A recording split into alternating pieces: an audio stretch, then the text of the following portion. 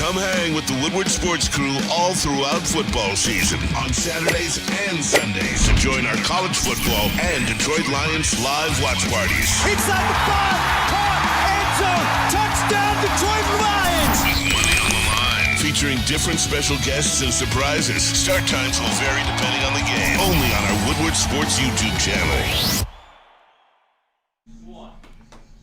Welcome to the Morning Woodward Show here on the Woodward Sports Network on this fine Tuesday morning.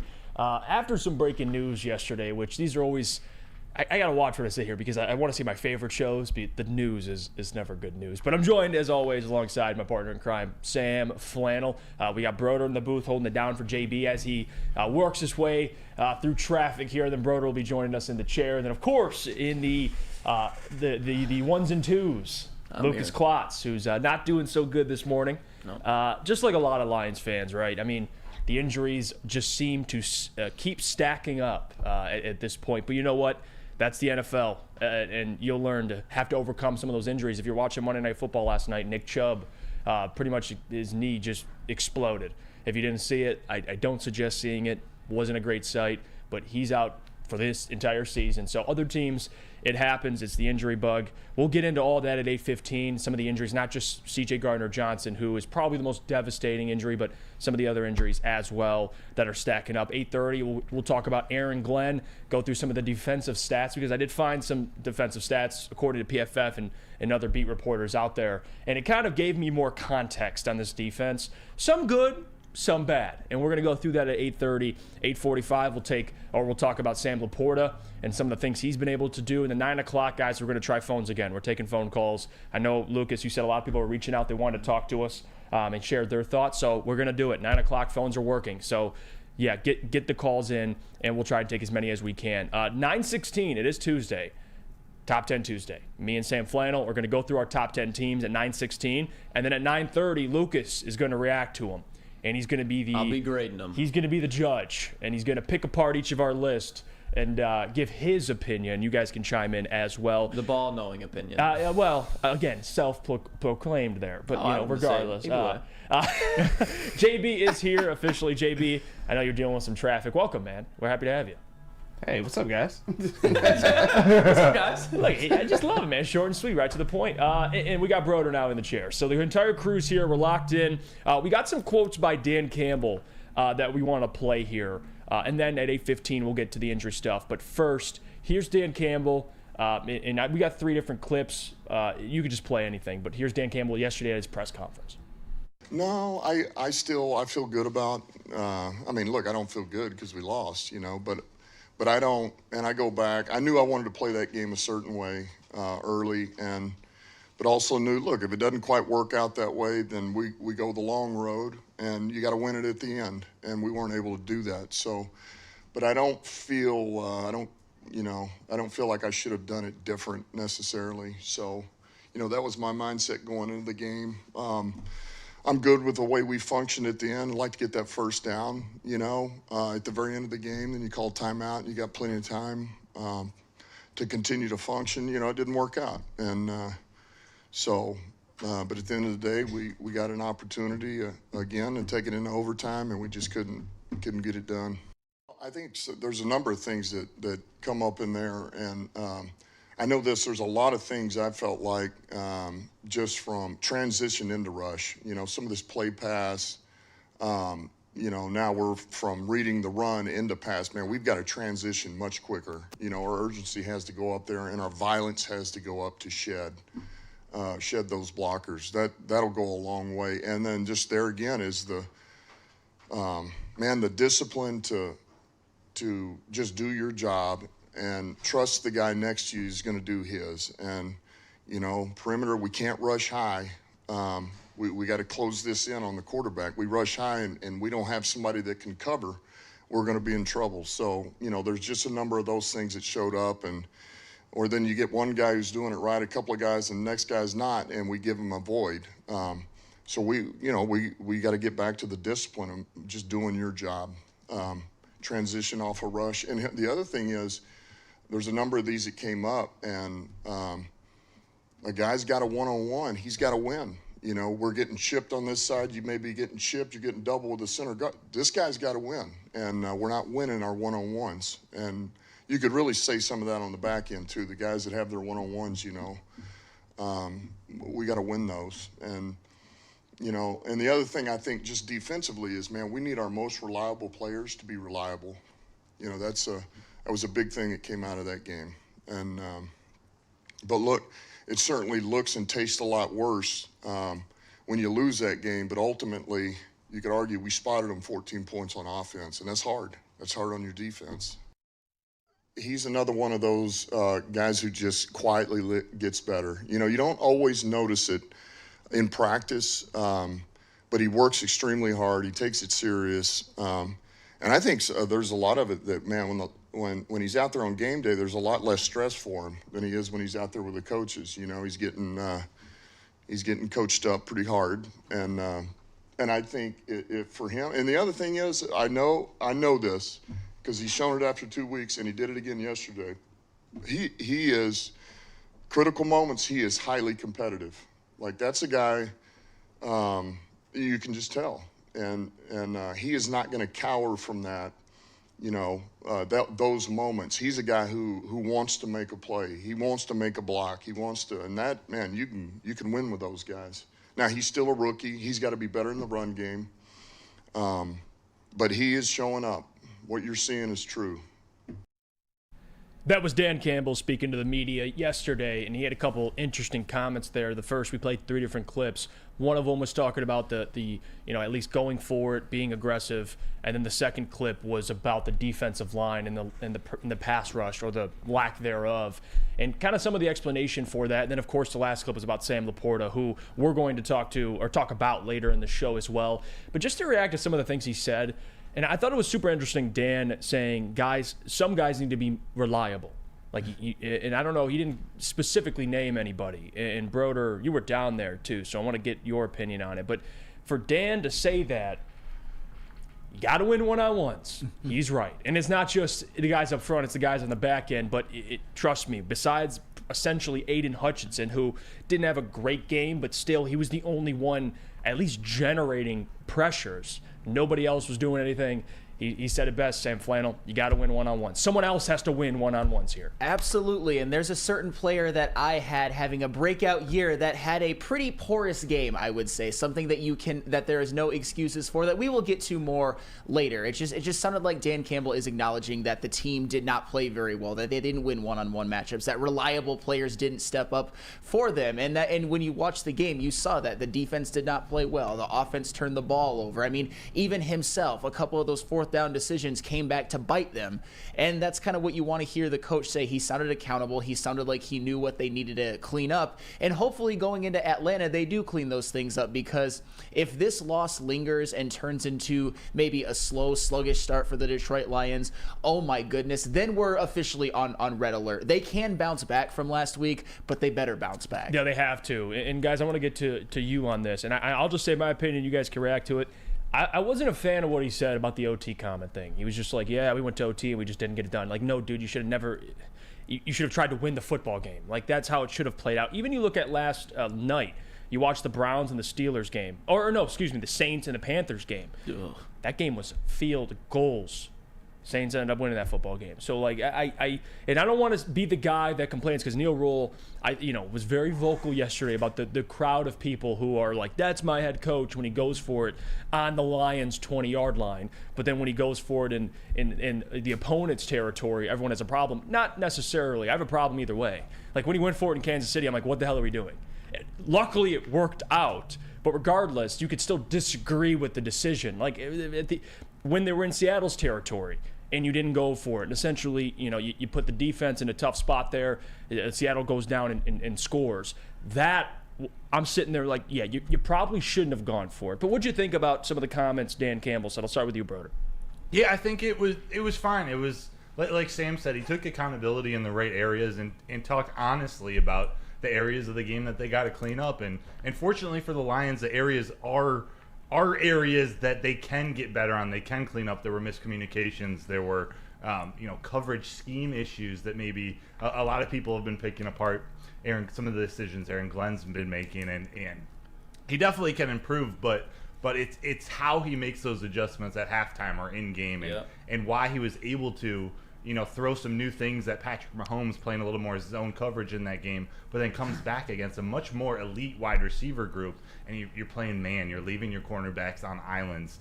Once you realize that defensive line isn't getting the type of pressure and isn't keeping Geno Smith in that pocket, you got to make some adjustments because they're going to take advantage of it, like they did with T.J. Lockett and DK Metcalf, Tyler Lockett, and that tight end group.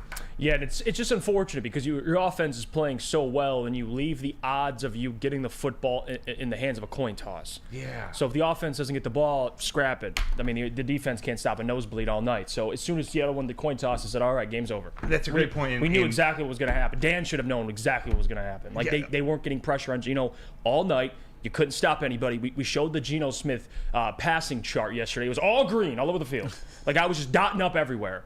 So that's my frustration. I get the Lions did try to go for it at the end. They tried to win. Jared Goff, after the missed pass to Amon-Ra, was pretty much like, all right, mail it in. We'll go to OT. I get all that. But there's so many things earlier in the football game that should have went the other way to maybe not have the choice of going to OT. You should have just won the football game. But it is frustrating now thinking about it. The last thing I'll add, and I don't know if it was on the clip that you played, I couldn't hear it, but Dan Campbell had said his reasoning for settling for that field goal and letting the time run down before that field goal because he didn't want to give the ball back to Seattle. But what that's telling me, you left it in their hands anyway. You left it up to a coin toss by playing for overtime. So I get what he was thinking, but again, it's almost a little contradictory. Mm-hmm. What about you, Lucas? Some of the things he said. I feel like my parents just got divorced again. I feel like I'm like waking up and my reality has just been shifted. Yeah. Look, I'm still in on Dan Campbell. I'm still in on this coaching staff as of right now. But to your point, if you let Atlanta come into your house again and take another shit on top of the one the Seahawks just took, we're going to have some issues. There are definitely issues to be raised. On the bright side, this is what I have to say. All the injuries that just happened to the defense, yes, that defense couldn't have played much worse. So, injuries or not, this defense's game is going to step up. We still have Emmanuel Mosley coming back for the Lions, so there's hope there. But as far as from what Campbell said, I don't think you can pull too many issues with it, just because he was saying what he felt, and he was telling you transparently what he was thinking. Whether you agree with it or not, that's for you to decide. I don't think you can take too much out of this being mad, because you can understand what he's saying. You can see the vision. You don't have to agree with that vision, but you can see what it is, and it's not the worst. It could be Brandon Staley up at that booth right now. That's how I'm looking at it. You know what I mean? Like, week 2 is one of those weeks where you just trash it. Realize what you did. Realize what you did wrong. Now adjust. That's what they have to do against Atlanta this week. Yeah, same thing like Seattle did. Week 1 looked awful. Week 2, they beat the Lions at home. So this is an up-down league. I'm not going to sit here and say the season's over. Lions will be fine. Now, does it create more pressure to win this week? Absolutely. You have your second home game against the Atlanta Falcons. I don't give it. They're 2-0, but it's Desmond Ridder. And if your defense can't even make his job difficult or get to Desmond Ridder, we have a problem, Sam Flannel. A big problem. Oh, yeah. I would say there's certainly a lot of players up front and in the back end of the defense that certainly need to play better as time goes on. But speaking of people who never need to play better because they're always great, tell me about the show that goes on from 8 to 10 p.m. Oh, of course. Woodward Knights. The duo. The nasty duo. The big two, as some people would say. Broder and Booner. Woodward Knights, 8 p.m. to 10 p.m. every single weekday. Check those guys out. Yesterday, the C.J. Gardner-Johnson news broke live on your show. So, guys, like when news breaks like that, you know where to go. It's Woodward Nights. Broder and Booner, 8 p.m. to 10 p.m. on the Woodward Sports YouTube channel. I'm going to get to some of these comments, too, because people are kind of chiming in. Cody says, Cody Engel, everybody has to relax, or got to relax. Most fans had the KC game as a loss and the Seattle game as a win, so the record isn't far off what fans thought it would be after 2 games. I get that, right? Big picture, you're 1-1. I said that yesterday. I had them at 1-1 anyway. I guess it's just the context, Cody, right? There's some things, the injuries, of course, that make it worse. But maybe the confidence level you had, like, for example, you're at home, you're like, wait, I don't expect them to give up 37 at home, and they look at you and give up 37. So there has to be context, but Cody's not off base there. They're 1-1. The season's far from over. The injuries, though, they do sting. I mean, I suppose I think there's a solid balance between being upset about the Seattle Seahawks loss, being upset the fact that it seems like they're going into Atlanta, I wouldn't say decimated by injuries, but in a lot of ways decimated by injuries, and also kind of just being like, oh, everything is just fine. All around the world, got to spread the word. Everything's going to be okay. I don't like that either. That's a little bit annoying. That's a little bit pie in the sky. We're allowed to be upset that the Lions gave a game away that they should have won. Absolutely. That's just facts. Yeah. So Cody Engel, you can take too much of that positive talk and take it somewhere else. I love that you're in our audience. You're a valued member of the Morning Woodward Show community, but I'm not just going to be okay with what happened on Sunday and what keeps happening with injuries, which we'll talk about more. And I think for Lions fans, and I think I speak for Cody when I say this, most of them are looking at a big picture, which is fair. We're looking at it game to game, right? Going into Atlanta. Yeah, going into Atlanta. And trust me, we'll do all the breakdowns for that soon. But again, it is just unfortunate. I want to get to the injuries because that is the talk of the town right now, and the amount of injuries that just keep piling up, and it's key players too. And this is the National Football League. Injuries happen. We'll get through some of those injuries in a couple of minutes here. But before we do that, Sam Flannel, could you tell the people about Lady Jane's? Of course. And even when the Lions lose, I can still get a great haircut, although I will not be smiling during that haircut. But if they win, it's always happy. And you can come to Lady Jane's Haircuts for Men for an award-winning haircut experience. Register to win a trip of your dreams and all expenses paid suite for the 2024 NCAA tournament. That's right. No expense spared for you and 5 of your best buds. Lady Jane's Haircuts for Men, open 7 days a week. Walk in anytime. It's wicked awesome. Join Woodward Sports' own Jeff Iafrate, along with special WSN guests for the most anticipated Lions season in decades. Filled with different surprises and expert analysis. You're not going to want to miss out. Go to our Woodward Sports YouTube channel on Sundays and tune in live from 9:30 to 11:30 a.m. By now you know me, Christina Gennari, as the obvious choice in real estate. And you know my website, soldchristina.com, as your #1 resource for buying or selling your home. Myself, along with my amazing staff, pride ourselves on making your home buying and selling experience a relaxing and easy one. Come see why we are the obvious choice. Christina Gennari at soldchristina.com, the obvious choice in real estate. Woodward Sports' own Tom Mazaway and Sam Stick Day will be hosting our Lions postgame show after every Lions game all season long. Tune into the Woodward Sports YouTube channel for his hot-off-the-press takes, game analysis, and Kool-Aid sipping celebrations. You won't want to miss it. Join Maz, Stick, and special guests each week immediately following every Lions game, exclusively on the WSN YouTube channel.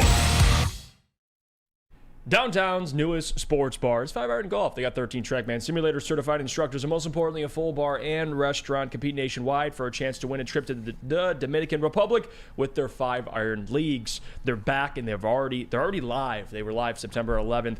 Bring a foursome or sign up as an individual to be placed on a team at 5irongolf.com. Use Woodward 10, the code, for 30% off the league. That is 5irongolf.com to sign up.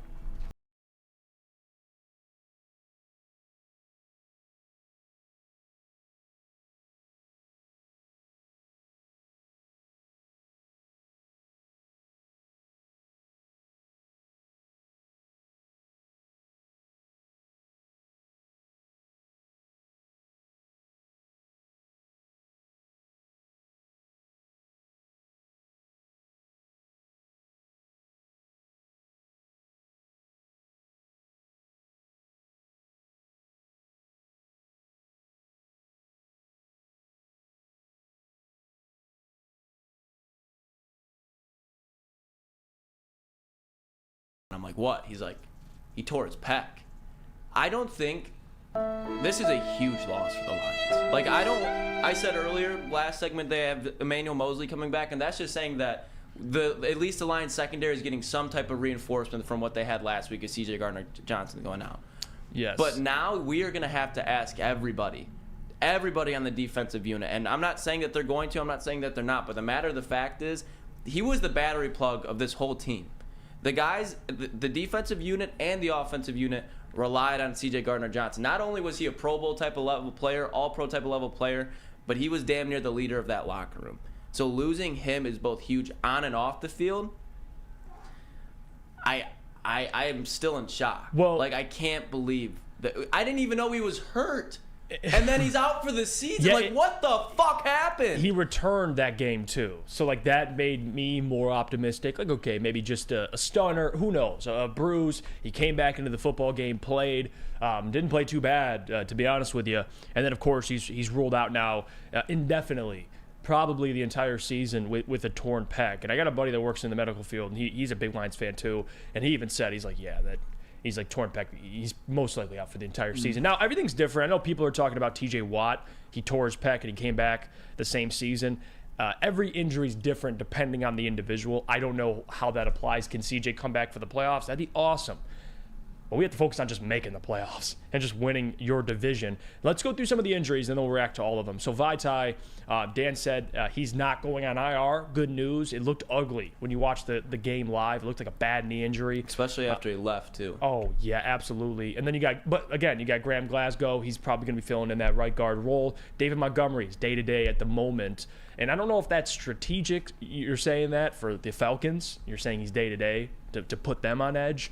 But I don't think that injury's day-to-day. It's more, to me, like a week-to-week. But we'll see. Hope maybe he can come back this upcoming week. Taylor Decker improving his condition, his ankle injury. But again, he's banged up as well. Josh Pascal still on IR. Julian Okwara still on IR. Like, a lot of injuries here. And a lot of them on the defensive side of the ball, which is even more frustrating. Like, that's the side of the ball that at least you thought, especially with the secondary. Luckily for Brad Holmes' sake, he's addressed the depth at different positions. You have depth in your secondary, right? Tracy Walker hasn't really even been playing. Thank God we have Tracy Walker. Yes, still. thank goodness. You have Tracy Walker. You still got the rookie Brian Branch. Will still be in the slot. And then, of course, offensively, you got some backup offensive linemen that could fill that role. But Vaitai was playing great ball, man. He was playing great. He was the highest graded player according to PFF before he went down on the Lions. So again, what do these injuries mean? My take on it, it's the NFL. Injuries are bound to happen. You have to find ways to overcome them. We all understand this. Last season, I think it's just in Lions fans' head. Like, it's foreign. Injuries are foreign at this point, because last year the Lions pretty much got out of there unscathed for the most part. And this season, of course, like every other season, is very different. And you lost a lot of key players. But again, Pascal will return in a couple of weeks. Julian will return. Decker's getting healthy. Montgomery getting better, improving his condition. The only one I'm really concerned about, just because of the energy he brings, the things he does off the field as well, the tone he sets, is C.J. Gardner-Johnson. That's probably the biggest loss to me. Everybody else will come back eventually. They just got to hold it down while they're out. C.J., though, that's questionable. But, them holding it down, it's definitely easier said than done. And before I go, I got to shout out Drago in the chat. I actually met him downtown on Sunday. I was doing some other of my life duties downtown, and I met him, and he was really cool, and we got to talking for a minute. It was before the game, so we were all a lot happier. Hopefully you're doing okay and coping with the loss all right. But anywho, speaking of sad things, let's talk about the Lions injuries right now. One more, James Houston. He's out 6 to 8 weeks with a fractured ankle. There's another one. I was going to mention him. And Lucas, your pain, I think, was about, like, you mentioned it perfectly. I didn't even know C.J. Gardner-Johnson was injured. And then I look at my phone. We all got that text. I think it might have been from JB or it might have been from Booner. It was from one of them that said C.J. Gardner-Johnson torn pec, likely out for season. And we were all just like, the world collapsed around me. Well, that's the thing. Like, we didn't even know. Like,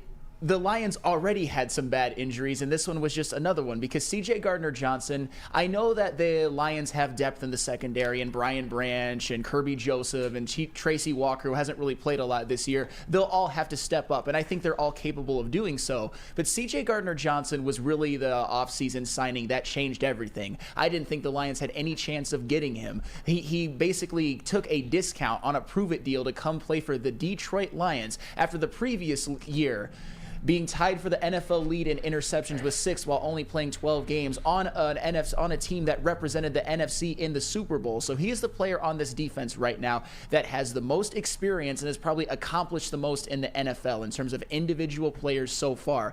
And now he's gone. And it's just, it was just another name to the list because we talk about Vaitai, who fortunately seems to have avoided a serious major injury, but still, his PFF grade, you mentioned it, has really reflected how well he played in the first game and some change. You talk about James Houston, a guy who last year was second on the team in sacks, was second among all rookies in sacks with 8 in 7 games. It looks like he's going to be gone for a while. David Montgomery, they say it's day to day. The only time, at least in the Seahawks game, when the running game looked like it was functioning and fluid, was when David Montgomery was in the game. Because newsflash, Jahmyr Gibbs didn't look so good running the football. Craig Reynolds is Craig Reynolds. Yeah, he is what he is. I'm not going to trust him. Right. And then even Taylor Decker, he didn't play in the last game, and we don't know about his status moving forward. We think he's going to play in the next couple of weeks. But Taylor Decker, this is a man that has started 98 games, mostly at left tackle in his entire career, has had 2 seasons with PFF grades over 80, and 5 consecutive seasons with PFF grades over 70. Taylor Decker is as solid as it comes. He's not elite, but this Lions offensive line certainly needs him, especially if Vaitai is out as well, because we might be looking at a lot of Matt Nelson, which I think nobody wants to see,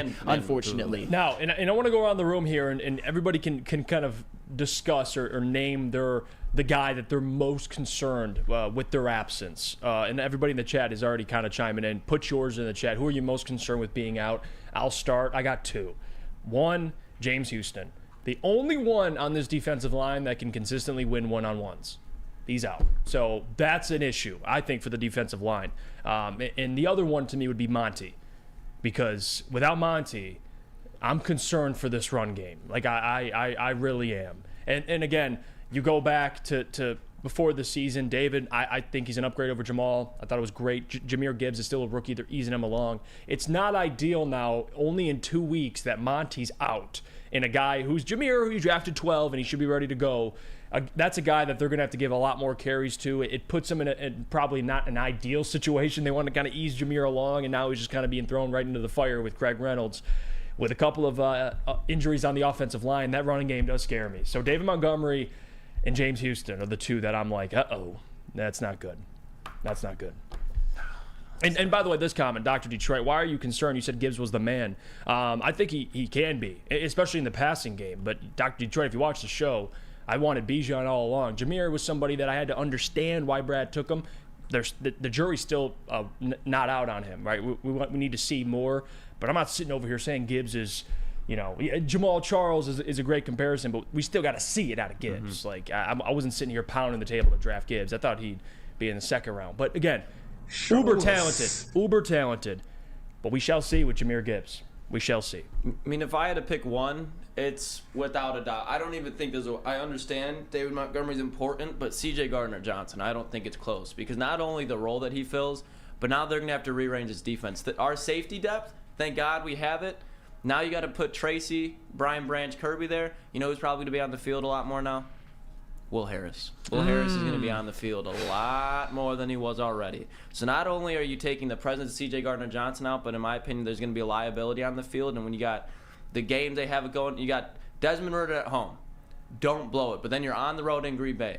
And then you're on the road in Baltimore. Then you're on the road in L.A. Right. Those are games where secondary is going to be huge. And the fact that we lost in the secondary, which helps out the pass rush, it helps out Aiden Hutchinson, it helped out James Houston, so they had less time to be there. So the fact that he's not there, you can't have him in the box. I know they have Melifonwu too, but he's not really a proven product. So I'm definitely most concerned about CJ. I think Monty we're going to have back at some point. Yes. CJ's done. Like, we're not going to see him unless it's like a deep playoff run, and we got a whole lot of shit to worry about before that comes. Now, and I'll go to you, Broder, on this, and I'll get to JB. At least for me, you look at the next 3 games, you got Desmond Ridder, Jordan Love, and Bryce Young. So, not world beaters, and then you got Baker Mayfield. So not world beaters, but Geno Smith's not a world beater either, and he picked your secondary apart. So I'm trying to be optimistic here, but your thoughts on the injuries? Yeah, they're games you want to be able to control the time of possession aspect of the game, and you want to be able to feed David Montgomery so you can bring that physicality to the game. He was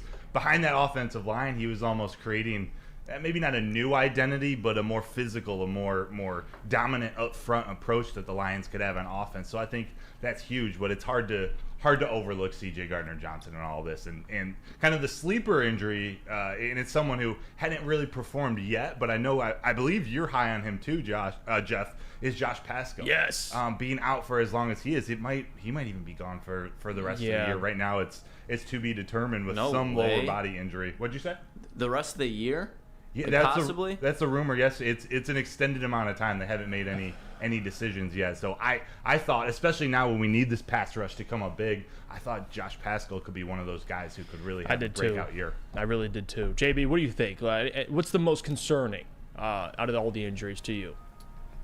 Personally, shouts out to James Houston. It does suck that you will not be available and on the team for a good period of time, but I honestly think the secondary, they will try to somehow step up and figure all these things out, even if we do have Will Harris out there. But for me personally, I think it's Montgomery. Like, only for the simple fact that now we're going to get what we all wanted. We're going to get a lot more of Jahmyr Gibbs out there on the field, being your running back one.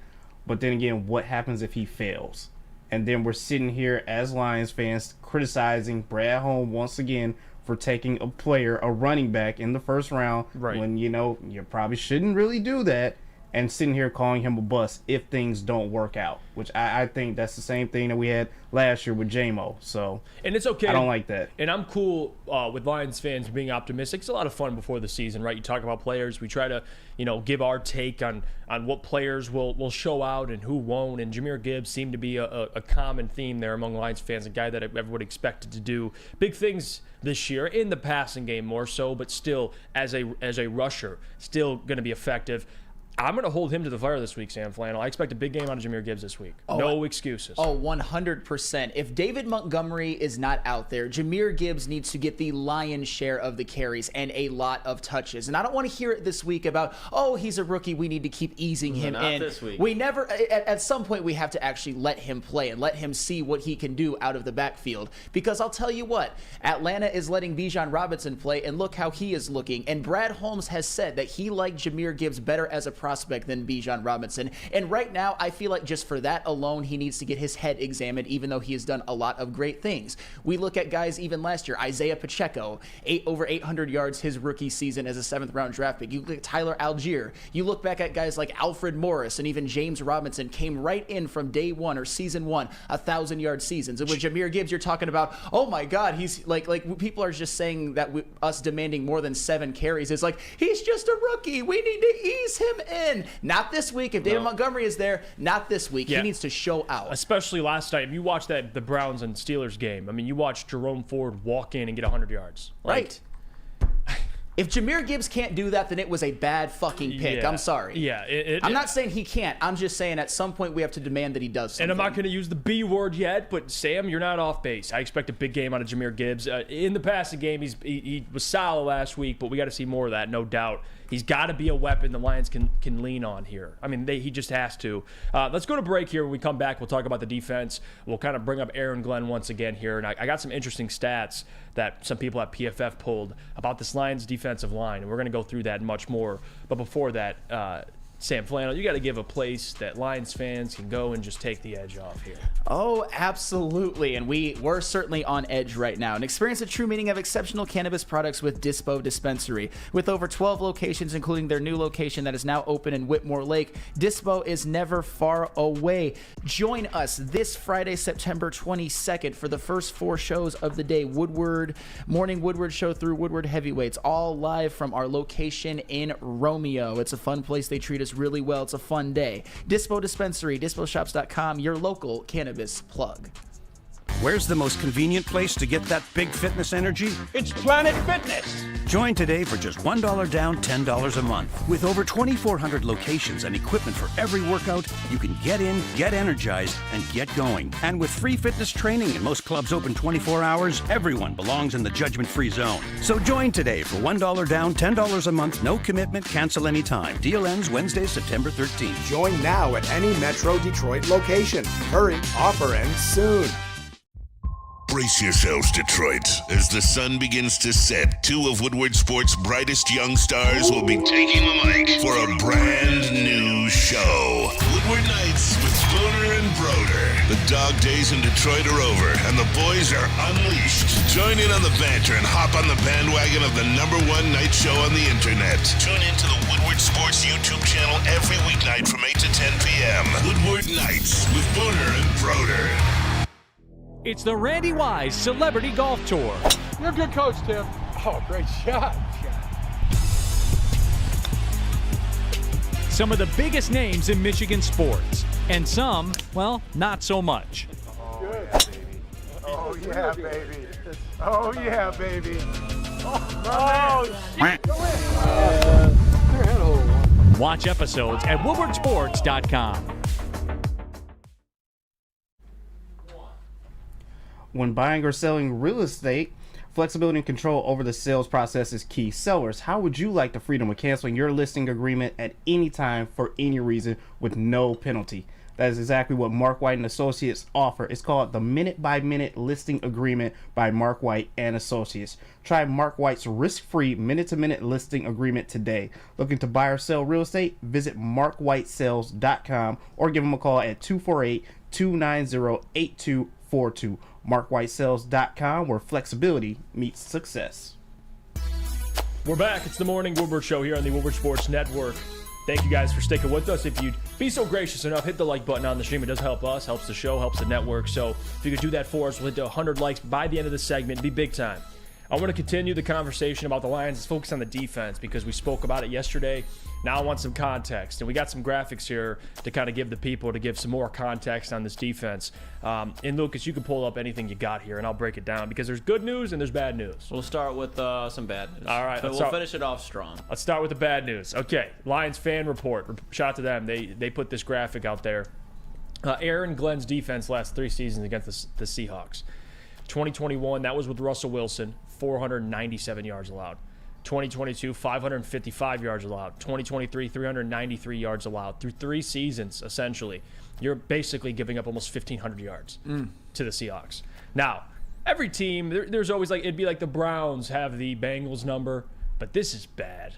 That is bad. 1,500 yards almost of offense that you allow in, I think 2 of those games were at home, if I'm not mistaken. That's terrible. Last year. I think 2021 was on the road, if I'm not mistaken. Monroe's rookie year, they were on the road. Last year, they were home, and this year, they were home. 2 home games, 1,000 yards. Like, that ain't going to help your chances to win football games. I'll tell you that, especially a playoff team expected to be, and they're in the NFC, and the Seattle Seahawks could be a potential playoff opponent, no doubt about it. Throw up another graphic here, and we'll break it all down.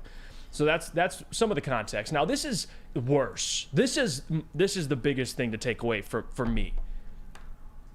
Look at this. NFL Week 2 defensive PFF grades out of 114. Levi Onwuzurike, 45.6, 0 quarterback pressures, 0 defensive stops. Aleem McNeil, 0.0. and he's ranked 94th among all defensive tackles. 99th, Aleem McNeil, 43.8, 0 pressures, 0 stops, 2 missed tackles. Worst graded game since Week 13 of 2021. Didn't have a great performance out of Aleem McNeil. A 111, Benito Jones, who got the start over Isaiah Buggs. Out of 114, 111. What the fuck are we doing leaving Isaiah Buggs on a couch right now? I don't care if he might be out of shape. Yeah, this is bad. Roll the dice. Yeah, Isaiah Buggs, Benito Jones, 111, 35.8, 0 pressures, 0 stops. And 1 missed tackle. And if you have the Aiden Hutchinson one, you could put that up because this is the overall theme of the defensive line here. And I want to kind of go back and discuss what I discussed yesterday. And this is essentially a graphic here. It's the most pressures through 2 weeks. Aiden Hutchinson, Micah Parsons, Jalen Carter. Aiden Hutchinson has 13. I think he had 7 this week against the Seahawks, and I believe the Lions had 17 total pressure. So you're looking at basically just under half is essentially belongs to Aiden Hutchinson for pressure. So the big thing to take away, and both things can be true. Aiden Hutchinson didn't have his greatest performance on Sunday. He didn't. But the other part of that is he has no help on this defensive line. You just saw that. Nobody Nobody, especially on the interior, Sam Flannel, is affecting the quarterback. It's just Aiden Hutchinson. No. It really is. I mean, and now no James Houston. Yeah, now one of his biggest pieces that you think would help him, James Houston, is going to be gone at least until probably week 10 or week 11 at the earliest, and that's at the earliest. So yes, Aiden Hutchinson, he has one of the toughest jobs when it comes to lack of help on the defensive line. And I know people may think I might have been a little bit too harsh on Aiden Hutchinson yesterday. I never said that he played terrible. I just said that he didn't rise above to the level that I thought he would, especially playing against backup tackles. I thought that Aiden Hutchinson would create more. Yes, I thought that Aiden Hutchinson would wreak more havoc. I thought that he would get a sack or two. I thought he would at least hit the quarterback a couple of times, but he did not even do that. But I'll tell you what, that defensive line play was absolutely embarrassing. This Lions defensive line right now, as I said yesterday, is worse than it was at the end of last year, and that is why. And I don't want to keep bringing this up, but I'm going to harp on it one more time. If you think that I'm just this crazy, insane hindsight 2020 person for maybe thinking Jalen Carter and Jordan Davis on this team would have made them a little bit better right now, I'll give you those numbers by Levi Onwuzurike, Aleem McNeil, and Benito Jones. And first of all, Levi Onwuzurike, and this isn't a pick on Levi Onwuzurike day, I'm starting to think that he's just not a good NFL player. He had a bad rookie year, he had a bad injury, which could be potentially debilitating in 2022, and then he comes out in 2023 and does this. Maybe Aleem McNeil is just a guy. Maybe he's a guy that's never going to recapture the form that he had in that Giants game. Maybe he is never going to break out. Maybe the fact that he lost all that body fat isn't really going to help him at all, and he's just an okay player. And Benito Jones should be on a practice squad at this point. I'm not trying to be a dick. I'm really not. But it's true. Yeah. Like, where have you heard Benito Jones of before in the Detroit Lions uniform? What play has Benito Jones made outside of a preseason game? Yeah. I've seen Isaiah Buggs. I don't care what's happening. I've at least seen him make plays in crucial games. In Green Bay last year, he was one of the biggest reasons that Lions defense showed out against the Giants. Again, another reason. Against the Vikings, again, made Dalvin Cook fumble in the red zone, swing the points right back. I don't care what's going on right now. Because after looking at that, all of the defensive coaches, Dan Campbell included himself, because he's the head coach, need to look himself in the mirror and be like, you know what? We were wrong. Let's see what we were wrong about, and now let's correct it. But if we just roll in there with these three again, I don't see how they're gonna be able to stop Bijan Robinson and Tyler Algier. I really don't. I don't see a way.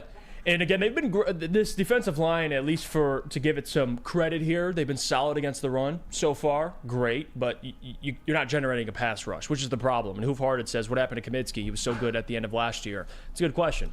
There's other guys that need to step up. Arthur Fonzarelli says, Carter was never going to be a Lion. Stop that. They were never taking him. He's not their type of guy. Well, guess what? Their type of guy should be good football players. So he's a pretty damn good football player. That's how I feel. I don't give a damn. I got to watch here. I don't take as much stock in what people do off the field as long as you're not a psychopath. Guys have some skeletons in their closet. Can you play football for me? That's really what matters to me, but maybe I'm different from Brad Holmes. Now, regardless, this is what this tells me, guys, okay? And this is on Brad Holmes, and I got to watch here because I don't want to criticize. Brad Holmes, to me, is the best general manager in Lions history, okay? That's facts. The other fact is Brad Holmes bet on the defensive line he currently has. He bet on these guys. He did. He didn't address the defensive tackle till the third round, and he took Broderick Martin, who we haven't seen yet. He had faith in who they had in-house. And, boy, he's wrong as hell. He's wrong as hell. He is. They don't have enough on this defensive line. Brad realizes that now. You should have taken a defensive tackle earlier. We all knew this at the time. And again, it was a wait-and-see approach. Well, let's wait and see Aleem McNeil. Let's wait and see Levi. Let's wait and see Pascal, who's, of course, injured. They don't have enough. They don't have playmakers. They don't have game changers besides Aiden Hutchinson. And, of course, James Houston, who's hurt now. You have $19 million before heading into the season. You can go and trade for somebody. He still didn't do it because you want to see what the guys can do. You saw what they can do now. Get on the phone. There's an issue. Houston, we have a problem.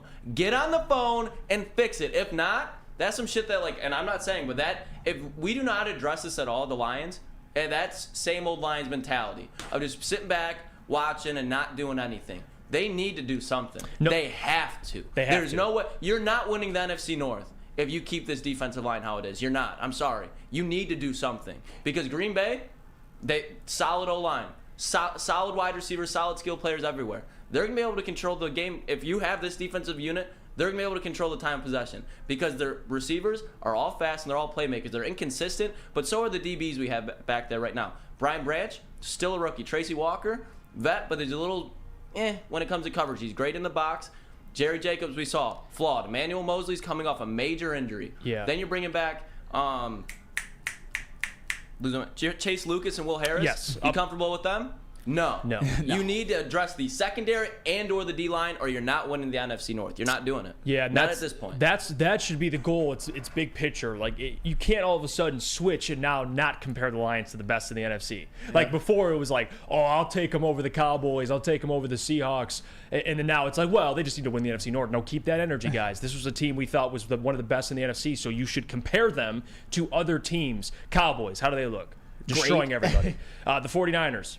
Destroying everybody. They played a close game against the Rams, but they came out with a win there. The Eagles, a little shaky. They're 2-0. And now the Lions here, basically a couple of plays from being 2-0, so they're not far off. But again, these injuries, we'll see how they affect the Lions going forward. It's unfortunate, Broder. I love Brad Holmes. He's done an amazing job. But if you had to criticize at least something here, you made a bet. And he lost that bet. He pulled a Jeff Iafrate. Every time I bet on anything sports related, I take L's. He pulled a Jeff on there. He took a bet on a group that just isn't holding up right now. It just isn't. Yeah, you see, it just, hindsight's 20/20. Looking back on it, Jalen Carter's playing well. Even Keanu Benton, who the Pittsburgh Steelers took in the second round, he's had 2 really good weeks. So it's just tough. The way it's played out, we've needed a strong defensive tackle. We needed those players to step up, and it just so happens that position's the one that he passed on in the draft. So I still have faith in – I'm a fan of Jahmyr Gibbs and Sam Laporta, but it's hard to deny the need for some pass rush up the middle. Yeah, and again here, Brandon Katz, Jeff with a bad take. Holmes hasn't even won a playoff game yet. He hasn't done SHIT. She is – well, that's true. He hasn't won anything, but at least evaluating talent – he's one of the best we've ever seen, at least in Lions history, if not the best. You just don't find – he finds talent all over the draft. Now, we'll see with Jahmyr Gibbs. Like, that was your first overall pick, 12th overall, the first player selected. He's got to go out on Sunday. Got Bijan Robinson on the opposing sideline. He's got to show out, and that's what I expect. And this defense, by the way. We'll see with AG.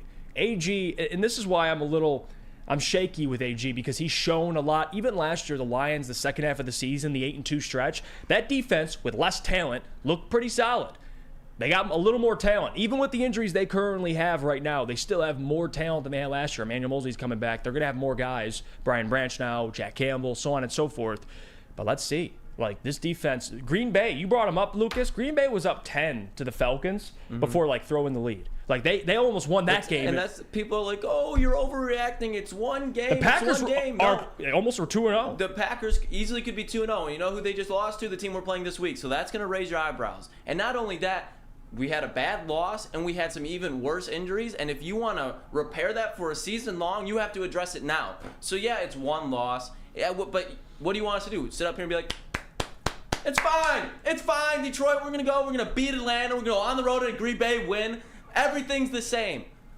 Expectations are still the same, but that's why you now have to adjust to meet those expectations. You can't just throw the same product up there right now and expect to have the same thing. That would be insanity. It's like leaving Jerry Jacobs 8 yards off the line of scrimmage, manned up on DK Metcalf, thinking it's going to work over and over and over again. It's insanity. Now, adjust. That's all we're saying. We still have faith that the Lions can do this, but if they're going to, they need to work out things like a capable and properly run organization would do. And be calling for that, it's not like, oh, we're switching up. It's called using common sense and logic right now. When you're in a win now mode, everyone in the playoff, host a playoff game and win a playoff game, win the division at the bare minimum. If you want to do that in the NFC right now, you got the Niners, Eagles, Cowboys are looking good, and we even said the Packers. You got whoever comes out of the NFC South. We got Atlanta this week. You have to see what's around there, and there's some teams that have, I'm worried if we play a good O-line in the playoffs, if we were to still have this defensive line. Yeah, I'd be really worried. Then you don't expect him to go too far then, because you got the Dallas Cowboys, the San Francisco 49ers, and the Philadelphia Eagles they got pretty damn good offensive lines. So that's who you're chasing, guys. It's not about Seattle. Seattle's up there as well, but you couldn't even beat them at home. Like, you got Dallas at the end of the year. There's still plenty more football to play. Lions, I will give them this.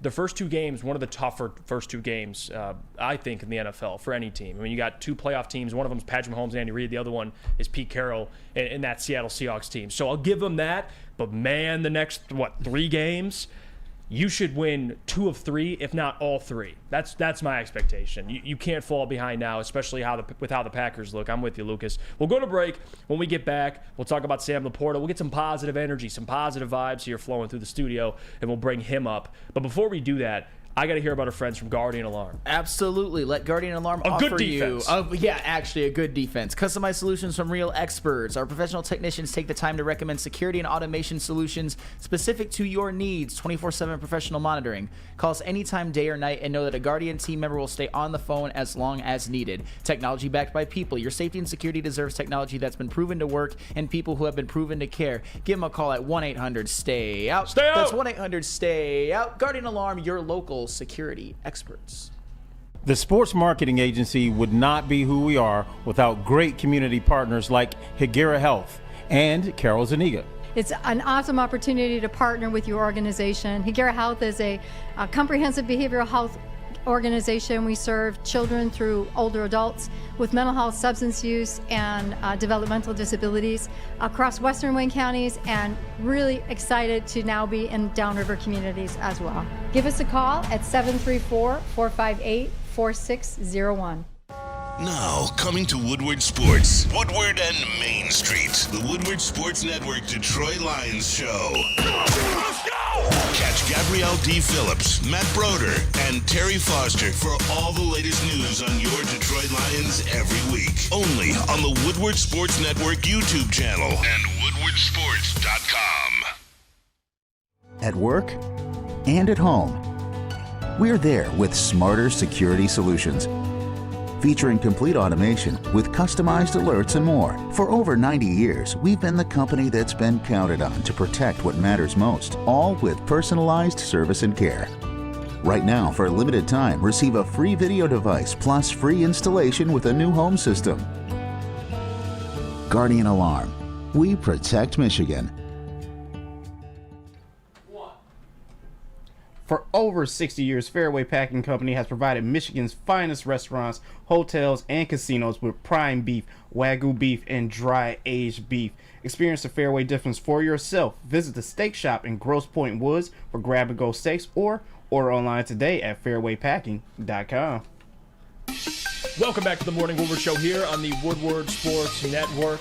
Again, appreciate you guys for joining the show. If you could hit the like button, it does help us out a ton.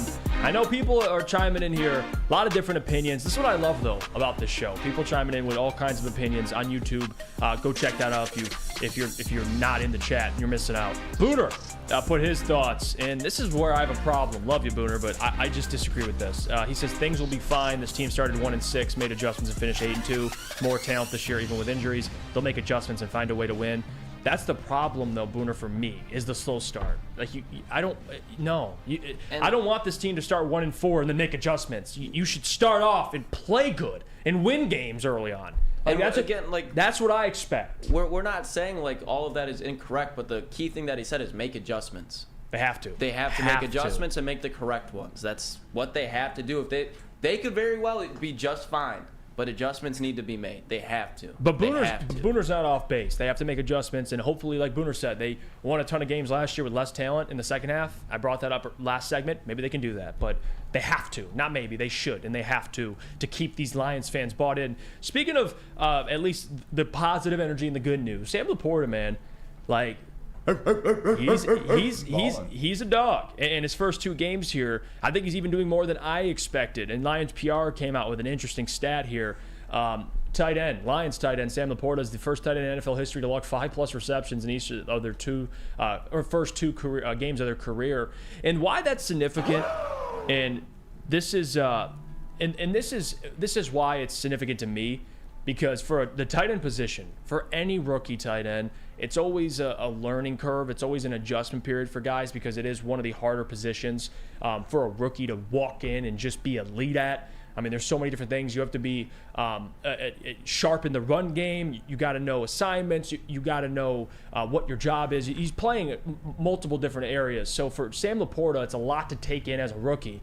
But doesn't stop him, Sam Flannel. First 2 career games, he's got 10 catches. Oh, absolutely. Pretty damn good. Speaking of things that get things off to a fast start, how about the Lions pregame show? The Woodward Sports Lions pregame show returns for another season of Lions football. Join Woodward Sports host Jeff Iafrate with weekly special guests on the Woodward Sports YouTube channel. Whether you're sipping the Kool-Aid or kicking and screaming same old Lions, you will not want to miss the show live this Sunday from 9:30 a.m. to 11:30 a.m., getting you ready for their home matchup against the Atlanta Falcons. Join us all season long for an action-packed Lions pregame experience. And yeah, Sam Laporta, he was definitely one of the bright spots in the game against Seattle. He's been a bright spot this whole season, quite frankly, because Sam Laporta, and I know, Lucas, you are absolutely loving this, he has gotten off to a better start than I think I even thought that he would, because I've got some numbers for you. Context-free numbers, but still some numbers that I think show how impressive Sam Laporta has been. This season, through 2 games, he is 4th amongst all tight ends in receiving yards. He's got more receiving yards than George Kittle. And again, context-free. Mm-hmm. He is 3rd on the Lions in receiving yards after Amon-Ra St. Brown and Josh Reynolds. And we all know how Josh Reynolds is balling out. He's on pace for over 1,000 yards.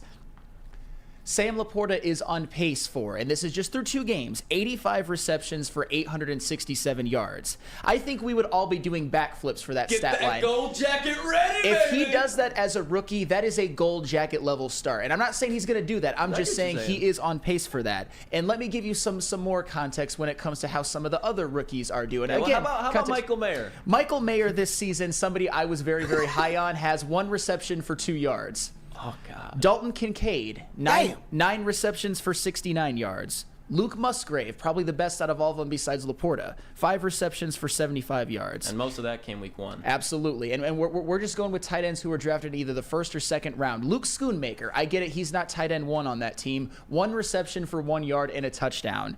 And Brenton Strange for Jacksonville, again, not tight end 1, that's Evan Ingram, has not recorded a stat, 0 catches for 0 yards. And I'm just saying, Sam Laporta so far, when it comes to rookie tight ends, it looks like the Lions made the right choice, or they're able to utilize him more, or he was just into a situation where he was walking in as the best tight end. No matter what that is, Sam Laporta has been absolutely very impressive. And I would say if it wasn't for that Brian Branch pick 6, which is the biggest play of the season by far, I would say other than that, Sam Laporta has been the standout rookie from this class thus far. Am I off base? No, you're not. And I'm glad you brought up the stats because I was actually going the same route, Sam Flannel, and I did some research on where he holds up against all tight ends. And you know what's funny? You mentioned him. He's 3rd among tight ends. You know who he's in front of, right? You know who he's in front of as a rookie. Oh, yeah. Here, let me zoom it in a little bit more so we can get a better look. I know. And listen, this is just 2 games. That's all I'm saying. But, again, these are facts we're dealing with here. It's a fact-based show. This is what we're dealing with here. Check that out. Check that out. He's in front of T.J. Hawkinson through 2 games. Now he's got in the end zone. He's got in the end zone 2 more times. And again, I'm trolling a little bit here, T.J. We know what he's been doing in Minnesota. But this is the context, though, to what you brought up with rookie tight ends. This is not common. Like for even Michael Mayer, who was a highly, a great prospect coming out of Notre Dame, he's not even making an impact like Sam Laporta is because Sam, at least without J-Mo and really the trust between him and Jared Goff. Wow, it's coming along quicker than even I expected. But Broder, Lucas, you guys feel free to chime in. Your thoughts on Sam Laporta. We'll save Lucas for last because that's his guy. But Broder, what do you think? No, he's been great so far, and I think although he missed some crucial blocks in the Seattle game, he had some big ones in Kansas City, and I look for a rookie tight end just to be a willing blocker, be willing to be physical and battle in the trenches with the offensive line next to them. So I think there's a lot he can still improve on, but I've been impressed these first 2 games. Yeah, besides really that missed block that caused essentially the fumble, not completely, it's part of that David Montgomery, but Sam Laporta kind of didn't help him out there. Right. Besides that, man, he's been solid in the run game. He really has. JB, Sam Laporta. I know you took him in fantasy pretty early this year in our Woodward Sports League. What are your thoughts on him and how he's been kind of trending so far this season? I mean, he's looked pretty good this season. I have no complaints about the guy. And, I mean, just from the play on Sunday, the one that I remember of my man giving him the stiff arm to the ground. Jeez. That's a hell of a play. Yeah, that's a man's man right there, JB. I like this guy as our tight end right now. As Lucas said, gold jacket loading. It's just a matter of time. It's a matter of time. You guys just are give so it some ridiculous, time. man, with this gold jacket stuff. Like, Lucas, fire away. I googled Detroit Lions trade with the Arizona Cardinals. The one everybody was mad at about Jalen Carter, and I understand Jalen Carter been a great team here, or a great player here. And to Flannel's point, and I'm not even going to say no. Maybe they win that game against the Seattle Seahawks. But do you think they're in the same position without Sam Laporta, who they traded number 12, Jahmyr Gibbs, and pick number 34? Who was that? That would be Sam Laporta. So, if we have your guys' dream situation of Jalen Carter, which is not happening, and we don't have to go in the whole thing, we don't have Sam Laporta. You don't have that weapon. You don't beat Kansas City. And you're sure as hell not going in overtime where the main receiver on one of the crucial drives was a rookie tight end breaking tackles, looking like mini Gronk out there for a little bit. Jesus. I'm absolutely thrilled with what we've seen. The trajectory is looking great. And I think this is why people need to just, they're like, Jalen Carter, Jalen Carter, Jalen Carter. You can go back to any draft and do that. But let's look at what the Lions got instead of being negative about it. The Lions got a dude with Sam Laporta. And you know what else they got in that second round? Brian Branch, another dude. So let's calm down. And he made everything in this draft so far. I understand we want to see more from Jahmyr Gibbs. We're about to see it this week. But otherwise than that, we want to see more than Jack Campbell. But I think throughout the season, they're just finally going to let that motherfucker go because you don't have any other option at this point. The picks are playing just fine. So I'm happy. I'm a happy camper. I don't have much of a reaction. You know why? It's what I expected. Yeah. It's what I expected. Make the gold jacket now. I've had it made. Save I've money talked on to materials. And by the way, you're not. That's a fair point. By the way, with the whole Jalen Carter stuff, I know it's early to even say any of that. I want to see how these guys, at least rookie seasons, play out before I, immediately say let's redo the draft. But Lucas, we'll revisit that comment because again, I'm a big Jalen Carter guy. I know Sam Flannel is too, and even me with Bijan. Those are my two picks for the Lions. And now Jahmyr, Jack Campbell, Sam Laporta, still young, still a lot of season left. We'll see how those guys trend. But yeah, this week, Sam Laporta, man, he keeps impressing. And he's somebody that the Lions really do need right now without Jameson Williams. So he's showing out. No doubt about that. We'll go to break.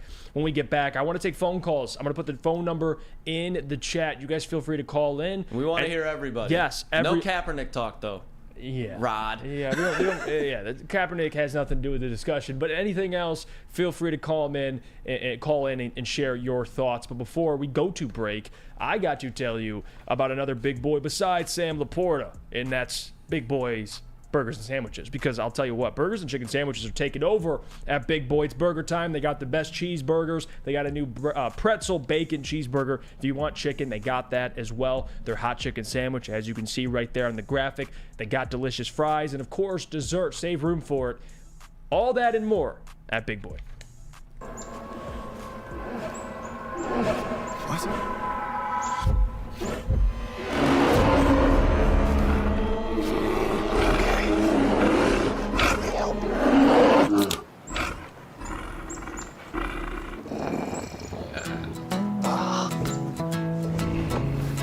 Oh, yeah.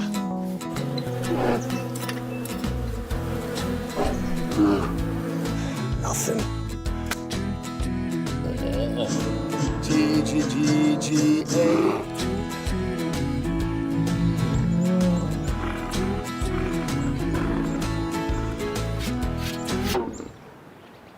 Oh, sorry.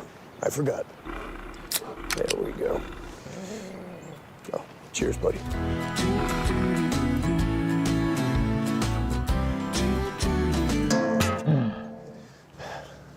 I think we need to get you a pick.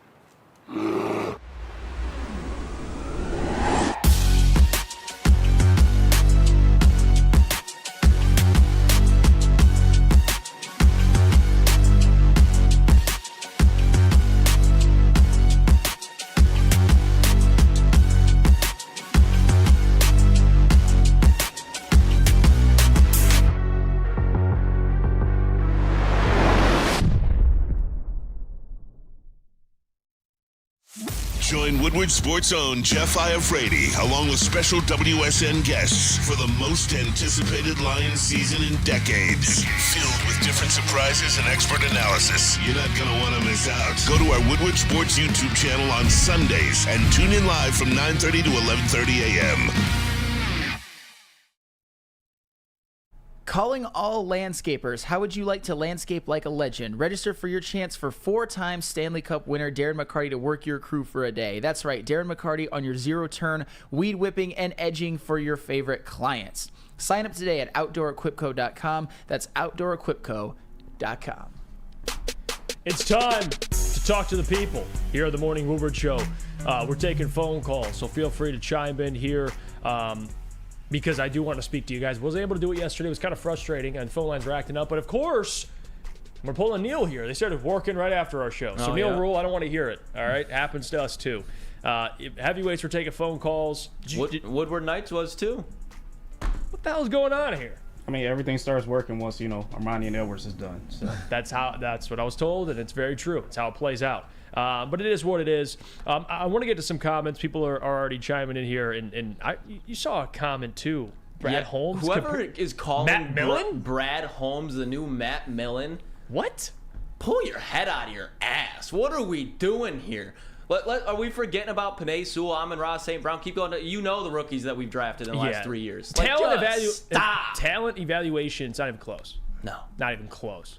No. Like, that's the thing. That's Brad's specialty. Now, free agency had essentially one off season to sign guys. Did a pretty good job. That's another part of being a GM. The other part is making trades, which he hasn't really done. So I'm curious, besides the biggest trade, which is trading Matthew Stafford away for Jared Goff and 2 firsts. Great trade.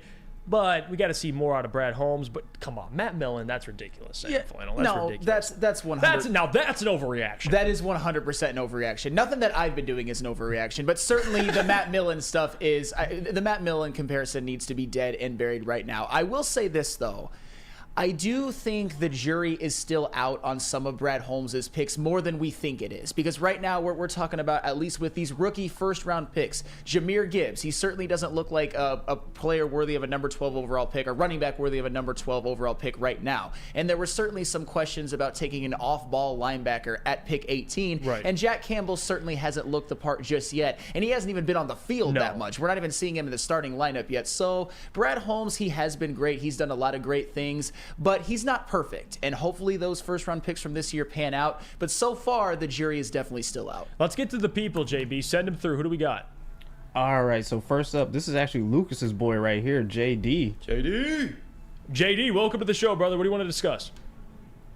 Yeah, man. How y'all doing? First off, I want to say I love the show. Fuck with y'all the long way. Shout out to everybody up there. Appreciate that. But I want to touch on something that's kind of getting, I guess you can say, smoothed over by some and kind of completely unaddressed by others. Now, I know everybody has talked about Dan Campbell, and I'm not going to sit up here and throw him completely under the bus. But I want to give a fan's perspective from somebody who had his ass in the seat at the game.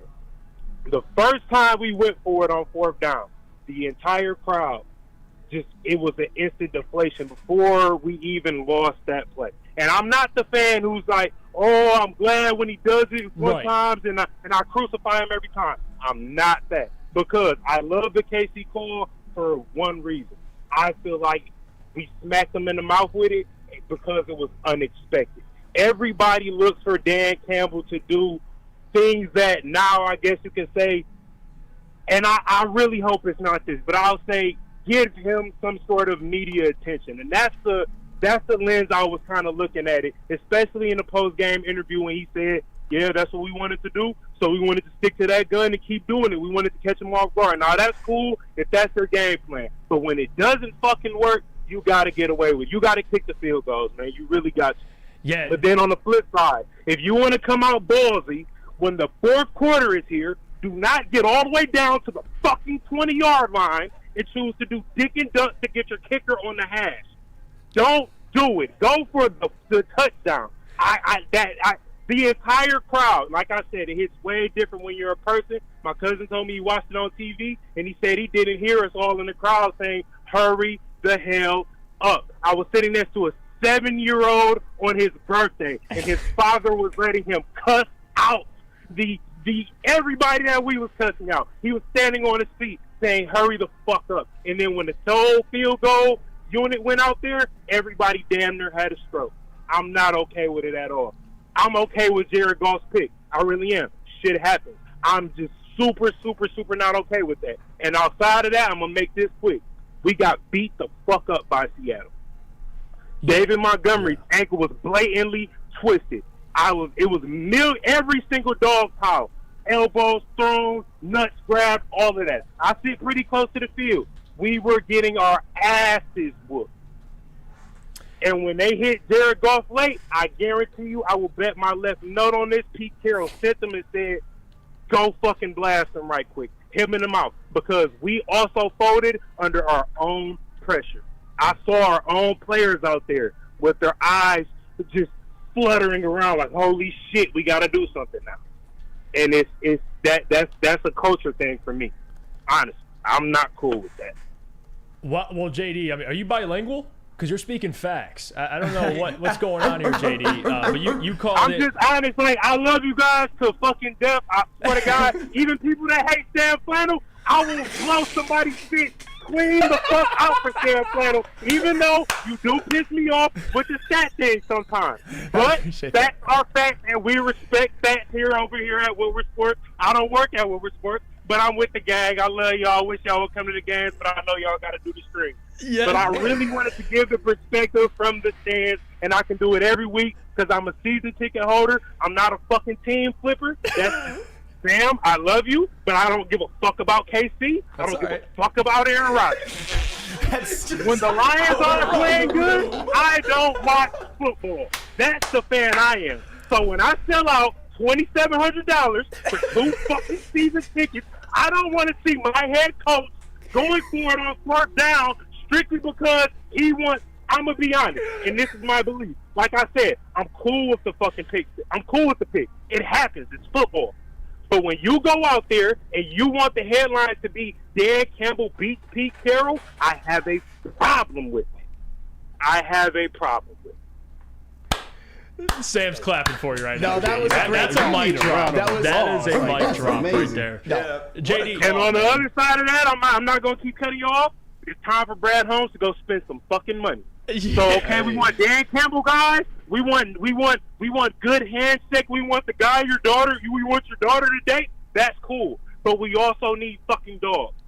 Yeah. Also, Aiden Hutchinson was limping every play from the first quarter. Don't give me the stat. Oh, he didn't get a sack. Ooh. And this also does cater more to him. He got all of those pressures on a bum, left leg, foot, knee. I don't know what it is, but we should have got him the fuck out of there on multiple occasions. Because when he got back there, when it was time for him to change direction, burst, plant and go, or make that last step to get the sack, he just couldn't do it. It wasn't humanly possible. He was out there limping bad. I saw his teeth through his face mask the entire game, just wincing, trying to get along. And now he's a dog. That's my boy. But if we had Jalen Carter on the inside, we would have wiped the fucking floor with Seattle. Because he also, as soon as you would have hit his quarterback late, as soon as you would have twisted up his star running back ankle on our sideline and nobody came off the sideline and did shit, I have a problem with that.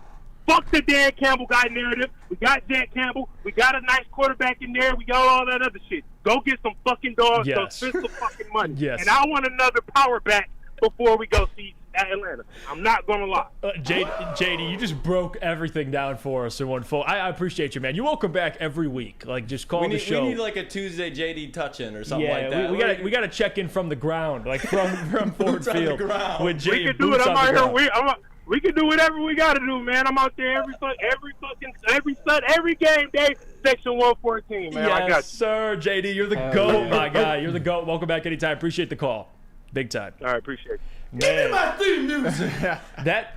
That's an all-time call right yes. there. You know JD in real life? No, he hit me up probably like a month or two ago on social. We just been going back and forth. He's like, I couldn't even watch the show yesterday. I was too mad. JD is the GOAT. Like that dude, he said I don't have any mic drop. Like let's go to break. Yeah, you know what? That's it. We're done with phone calls. JD just crushed it. He was speaking facts, and even the Dan Campbell, the point he made about the people the people's reaction, the crowd's reaction, even they didn't want to do it. And again, I love how JD brought up too, he's not one of the guys that are going to say, yeah, Dan, go for it, and when it happens, and then complain when it doesn't. He doesn't want it either way. In some instances, sometimes it is okay to be aggressive, but it seems like at some point, sometimes for Dan, it becomes compulsive. Like, sure. Like he's been doing it, so he tries to keep doing it. Doesn't always work out like that.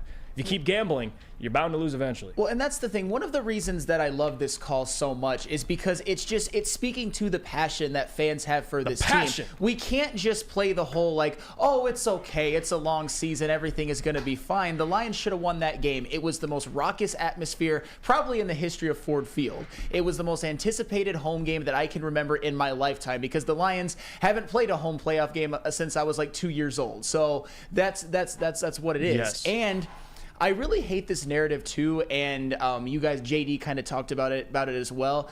So basically, the fact that Dan Campbell fourth down from his own 17 against KC worked, and a lot of people were cheering for it. Now every single fourth down decision that Dan Campbell makes, we have to agree with no matter what.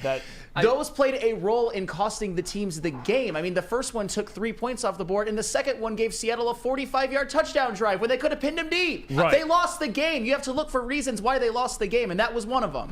I think the line for me is Flannel, just because I was a guy who was jumping up and down on 4th and 2 last week against Kansas City. So for people like me that I don't love that Dan's like it, but I see why he's doing it, whether I agree with it or not. So if you're like me and you love that Dan Campbell goes for it on 4th down, but you hate that he does it for 4th and 4 to 40, you can be mad, but don't be calling for Dan Campbell to be fired because of that if you were supporting him. And that's just keep the same. You're allowed to be upset, but don't call for that for the reason that he needs to be fired. Now, you can't be like that. No. Like, you can be upset. Yes. I was upset. That was a huge reason the Lions lost the game. But you still got to stick by your guy regardless. If Dan Campbell's your guy, if Brad Holmes your guy, in week 2, week 3, they should still be your guys. Now, Dan's my guy, right? I'm confident in what he's doing so far. I'm not going to say fire Dan, but Dan's responsibility is to know your defense. Like, know what you have, right? The defense isn't playing well. You have to know, at least in the first year with Dan, we understood he was going for it because Lions are so bad. They had to go for it to have a chance in any of these football games. Now you're that team. Like, going for it, at times, okay, it's respectable, but then there's other times, especially you watch last night's game in New Orleans and the Panthers. It's field goals all game, and the Seahawks won, or excuse me, the Saints won by 3. So like when you see that play out, you're like, oh, field goals actually do matter in some games. And then you see Dan going for it, not choosing to take 3 points. When you have Riley Patterson, who you brought back to have confidence in him, you have one of the best punters, if not the best punter in the game. You barely utilize him. He had 1 punt on Sunday. Like, that's frustrating. That's frustrating. Dan, your roster's improved. You don't have to go for it every time. You don't. And I think that's something that Dan has to understand. Like, right, my defense isn't great. My offense is on fire. I get that. But you have to at least try and pin the opponent and make them go the entire field. It's tough. Like, even if that Kansas City 4th down call didn't go for it, you bet your ass we'd be criticizing it. And we even brought up on the show, I believe, after the game, like, that was risky. Very risky. They didn't get it. The defense, not even the defense, Kadarius Toney and Sky Moore bailed him out. Like, if Sky Moore catches that ball, game over. They kick a field goal to win the game. But that's the hopeful part about all this, though. Lions played terrible.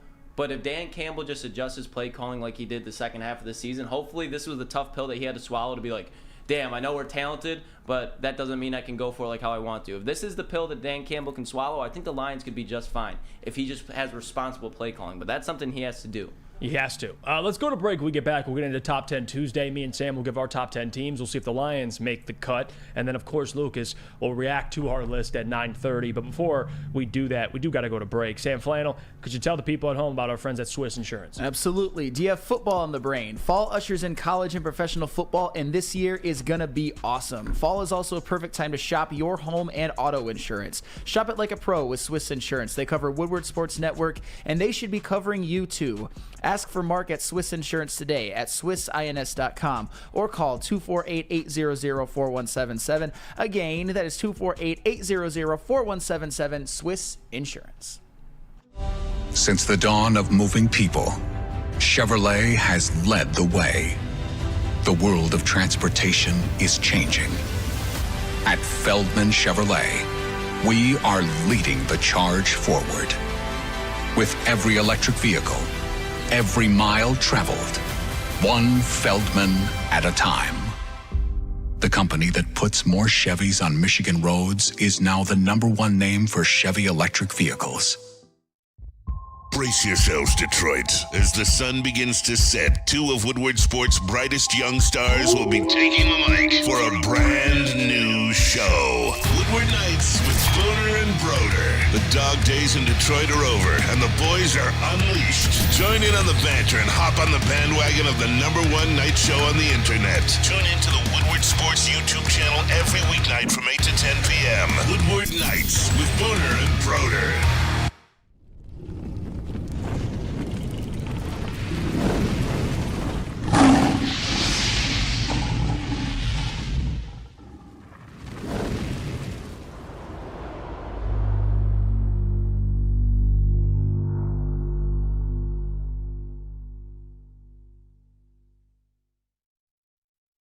You frustrated about last week's loss? Well, I got the perfect thing to get you through that. It's the glorious cannabis strain called Honolulu Blue. It's ice water, bubble hash infused pre-roll. It's a gassy, aggressive strain named in honor of Detroit football. If you haven't had one of those ice water pre-rolls, you're missing out. Find them at Dispo Dispensary for 25% off. Use code Woodward Glorious or go to www.gloriouscanna.com for more information. Welcome back to the Morning Woodward Show here on the Woodward Sports Network. Time for our top 10 teams in the NFL. We do this every Tuesday for Top 10 Tuesday. Me and Sam are going to give our list. We'll go back and forth. We'll let Lucas react to it at 9:30. And then, of course, Broder and JB can chime in then as well and kind of try and pick our lists apart. I'll tell you what, though, mine's going to be hard to pick apart. All right? It's elite stuff right here. We'll start with you, Sam, and then we'll go to me. Who do you got at 10? I got the Atlanta Falcons at 10. Right, well, give me my dirty theme music. I appreciate that. I got the Atlanta Falcons at 10 because I think they've absolutely earned it. Right now, they're looking like they have the best rushing attack in the NFL with Bijan Robinson going off, Tyler Algier playing well. Their defense has only given up 17 points a game. And like we always said, that defense could be sneaky pretty good. A.J. Terrell, Grady Jarrett, Lorenzo Carter, Calais Campbell, Jesse Bates. Lorenzo Carter. Hey, Lorenzo Carter's... I'm just saying, like, it's acting like he's like, keep going. No, he's fine. He's nice. Even that one, I was like... He's nice. He's all right. He's all right. But yes, solid. the Atlanta Falcons, they have earned the number 10 spot so far, and especially with the way that they came back against the Green Bay Packers down 12. Give me the Falcons at 10. My 10th team on my top 10 rankings is the Buffalo Bills, and I'll tell you why. Big week 2 bounce back against the Raiders, blew them out completely. Josh Allen. So you're telling me Josh Allen doesn't suck? He's not completely washed. Yes, I am saying that. Wow, who would have thought? Yeah, He's not just mid. What? He is not mid. The Buffalo Bills, I still think they're going to win their division now, especially with Aaron Rodgers being out. Miami, I think, is the only one that I'm most concerned with here. But give me the Buffalo Bills at 10. Number 9. Who do you got? I've got the Washington Commanders at number 9. Again, they earned it. They came back down 21-3 at Denver and won that game. And one of the other reasons, Chase Young is back. And that defensive line, I know that team as a whole gets kind of slept on, but you've got Chase Young, you've got Jonathan Allen, you've got Daron Payne, and you have Montez Sweat. It is absolutely elite. And that offense led by Sam Howell is looking pretty damn good You think themselves. Sam Howell could potentially throw for the most yards in the NFC East? Yes. Okay. Absolutely. Okay. Absolutely. Okay. I was called. It was egregious when I made that statement at the beginning of the year, but. Okay. Lucas, take your week 2 victory lap for now. We'll see later. But I got the Commanders at number 9. Number 9 for me, the Jacksonville Jaguars. Last week, tough game at home against Kansas City. Only scored 9 points, but defense allowed 17. So they were in the game. They didn't execute offensively, but again, they're 1-1, and I still am very high on the Jacksonville Jaguars. Give me your 8th team. What do you got? I've got the New Orleans Saints at number 8, and one of the reasons is because the way their defense is playing. I know they played Tennessee, and I know they played rookie Bryce Young in Carolina, but they gave up 15 points and 17 points respectively for 16 a game. Derek Carr in that offense really hasn't even gotten it going yet. They're missing Alvin Kamara. Jamal Williams went down with an injury. He hasn't done a whole lot either. But do you know who is coming back and is slowly making an impact on this team? None other than the guy who holds the single season record for receptions in a game, Michael Thomas. If he can get going, and if Chris Olave gives you the Chris Olave of last year or something even better, this Saints team, I'm telling you, they could be an 11-win team, and they are undefeated. Give me the Saints at 8. 8 for me, the Detroit Lions. They fall to 8 in my power rankings. last week. Close loss. You still lost. You're 1-1. But again, I think they're better than a lot of teams in the NFL still. Still confident in what they can do moving forward. I got the Lions at 8 on my list. Who's your 7? At number 7, I have the Buffalo Bills. Like you said before, I love seeing them bounce back. I love Josh Allen playing a good, clean game, and I want all of the Josh Allen haters to just sit down and shut your mouth for just a little bit. Because if you want to criticize the fact that he's been a little bit turnover prone lately, go ahead. But you see people saying he's not elite, he's overrated. I even heard another prominent radio host in this city call him a loser at some point. Well, and it's all because of Brian Daboll. Yeah, it's all because of Brian Daboll. That's another one. Their offense looks great right now. Yeah. It was all Brian Daboll, Flannel. Yes, and to be fair, when Daboll took over play calling, they came back and won. For the Giants.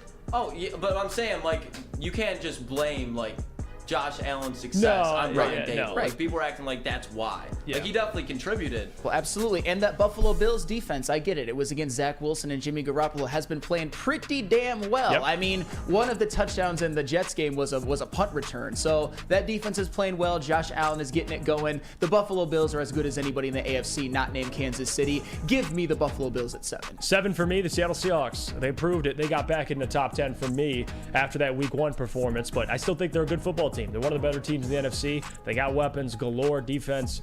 We'll see, but they got 2 great linebackers. I like Devon Witherspoon. He looked good in his debut to some extent, and a couple bust plays, but still, I think he'll trend in a good direction. Give me the Seattle Seahawks at 7. Who do you got at 6? I have the Baltimore Ravens at 6. I mean, the Baltimore Ravens, as I said before, I'm not as high on them as some, but they did have one of the more impressive wins on the weekend going into Cincinnati, a team that has been to the Super Bowl and the AFC Championship in back-to-back years, and beating them, an interdivisional game. And those are the games you have to win if you want to win the division. And the Baltimore Ravens, I mean, Lamar Jackson's looking a little bit better. It looks like Odell Beckham might be down with an injury, but that defense is still solid. Jadeveon Clowney showed out. They still have Roquan Smith. They still have Marlon Humphrey. Give me the Baltimore Ravens at 6. Number 5, Baltimore Ravens. That's who I got. Listen, 6, the Kansas City Chiefs. You gave away my 5. I got the Baltimore Ravens. But the Kansas City Chiefs are at 6 for me. Again, they won on the road in Jacksonville. I think they're a pretty good football team. Kansas City, Travis Kelce back, Chris Jones back. They're only going to trend in the right direction. A lot of question marks surrounding the wide receiver core, but if anyone can figure it out, it's Andy Reid and Patrick Mahomes. For me, I'll just jump to it at 5. Baltimore Ravens for me. Lamar Jackson, man, was slinging that thing on Sunday. And that pass he completed to Zay Flowers was insane. That's a guy that I was told is just a running back. He's not. He's a former MVP. I love Lamar Jackson. Now, the whole Justin Fields thing, it might be just the running back, but still, Lamar Jackson, certified stud. We know what he brings. Give me your 5th team. Number 5, I have the Kansas City Chiefs, because we're talking about impressive wins this weekend. They went into Jacksonville, and that defense held the Trevor Lawrence, Travis Etienne, Calvin Ridley, Christian Kirk led offense to just 9 points. And guess who was back on the field and wrecking that game? None other than Chris Jones. Chris Jones looked like the defensive player of the year for that game. He was absolutely unbelievable. The offense did, I would say, it wasn't a vintage Patrick Mahomes performance. They only put up 17, but they did enough. And you know who else is looking pretty good on that defensive line? None other than George Karlaftis. If he can turn into something, if he can turn into a double-digit sack guy, it could. All right, fine. We'll see. We saw. He had 6 last year. 8, 9. Okay, but that's still a pretty good season, though. He's just going to be solid. All right. But somebody needs to replace Frank Clark's production. No doubt. Maybe it's going to be George Karlaftis. So give me the Kansas City Chiefs at 5. Number 4, the Miami Dolphins. Damn, it's a good football team. Good football team. Tua Tagovailoa knows how to just win games. He does. Now, when he's healthy, that's the key thing. Because if he can hold up for the entire season, we'll get to see him in the postseason. Because that's something I am curious to see. This offense in the postseason, it is the greatest show to tune into in the NFL to me. If you want to watch a great offense, tune into any Dolphins game. The trickery that Mike McDaniels just consistently cooks up. The motions that he does are crazy. He had he had Tyreek in motion, and right off the snap, he caught the football. Tyreek was already in stride, and the defense didn't even have time to react to Tyreek. He's already gone. Play calling wise, I love Mike McDaniel. Miami Dolphins are the 4th team to me. Sam Flannel, what about you? I've got the Miami Dolphins at 4 as well. And guess who really stepped up this weekend? Raheem Mostert, who in certain spurts can look like one of the best running backs in the NFL, but he has never been able to be healthy. He certainly had a lot of those spurts in San Francisco. But I will say this. I feel like Tua's performance in this last week is getting just a little bit too much love. It's easier to win games when your defense forces 2 Patriots turnovers in Dolphins territory and gives up 17 points. But they still have Tyreek Hill. They still have Jalen Waddle, an absolute track team, an embarrassment of riches. And that defense forced those turnovers. They are looking pretty good as well, and they still don't even have Jalen Ramsey. Right. Spoiler alert, the Dolphins are my number 1 team in the AFC, and they are my number 4 team on my list. They are to me too, Sam. I got Miami, number 1 team in the AFC. Number 3, Philadelphia Eagles for me. And you know what? A defense that isn't quite what they were last year, but a lot of young players. I still think they got a ton of talent as a complete roster. I like Philly. We'll see how they respond as the season continues without Shane Steichen, but I got confidence that that offense can kind of get figured out. And then defensively, they get figured out as well. Philly's still a dangerous team in the NFC. I got them at 3 on my top 10 rankings. You know, I've got Philly at 3 as well, and they've obviously the defending NFC champion. They've got probably the best roster top to bottom in the NFL. But here's where I have a little bit of concern with them. Jalen Hurts hasn't looked quite the same this year since Shane Steichen left to take the head coaching job with Indianapolis, and that secondary has given up 2 consecutive 300-yard passing game and 3 touchdown games to Mac Jones and Kirk Cousins. So that's a little bit concerning, I would say, as well. But what is not concerning is that Jordan Davis and Jalen Carter look like they are going to just be a 2-man wrecking crew in the middle of that defensive line for years to come. And of course, they're still the Eagles. Give me 3 for the Philadelphia Eagles. Number 2, San Francisco 49ers. Damn. Brock Purdy. I at least for me, I smelled a little bit of a second-year regression. He looks good. 49ers, as a roster, one of the more complete rosters. Defense looks freaking elite. Nothing's new, at least to me, about the 49ers. They're still a top team in the NFC. Give me the 49ers at 2 on my top 10 list. Absolutely. I actually have the Dallas Cowboys at 2. And because in the first 2 games, they have outscored their opponents 70-10. They have been absolutely dominant. I know opponents, we can take that into account, but they went to New York, last year's playoff team, and beat the Giants 40-0, and then they beat the Aaron Rodgers' Jets 30-10. And I'll tell you one of the reasons why I think this Dallas Cowboys team is different than teams of years past. Micah Parsons is the best player in football not named Patrick Mahomes. Patrick Mahomes is the best defensive player on the planet. I mean, Micah Parsons is the best defensive player on the planet. Just think about Mahomes, aren't you? Can't get him off your mind. Freudian slip right there. Micah Parsons will have 20 sacks. He will win Defensive Player of the Year, and he could end up getting some MVP votes when the season is all said and done. And Dak Prescott's played clean so far. Not great, but clean. Give me the Cowboys at number 2. I got them at 1, and I can't believe I'm saying this because you guys know how I feel about the Cowboys, but I can't deny. And I know they faced the Giants and the Jets, but the differential. The point differential. Their differential's plus 60. Plus 60. The next closest is the 49ers at plus 30. This defense is the real deal. That's the only reason why. They know they can win games because of their defense. They're not relying on Dak Prescott. They just don't turn the ball over, run the football, let your defense make plays. They're doing that. Dallas looks damn good. Now, what I'll say is, this is a week-to-week power ranking. Does this mean I think the Dallas Cowboys are going to go far in the playoffs? It just means Jeff loves Dak Prescott right now. Hell no. How dare you? You got him at 1. At 1. You got to love you some Dak Prescott a little bit. You got to be investing somewhat. It's not even, I don't have him at 1 because of Dak Prescott. I have him at 1 because of that defense. Okay. They have allowed 10 points in 2 games. We're waiting for you to come out of the Rain Dakota That's insane. closet. No, the Rain Dakota, that closet's going to...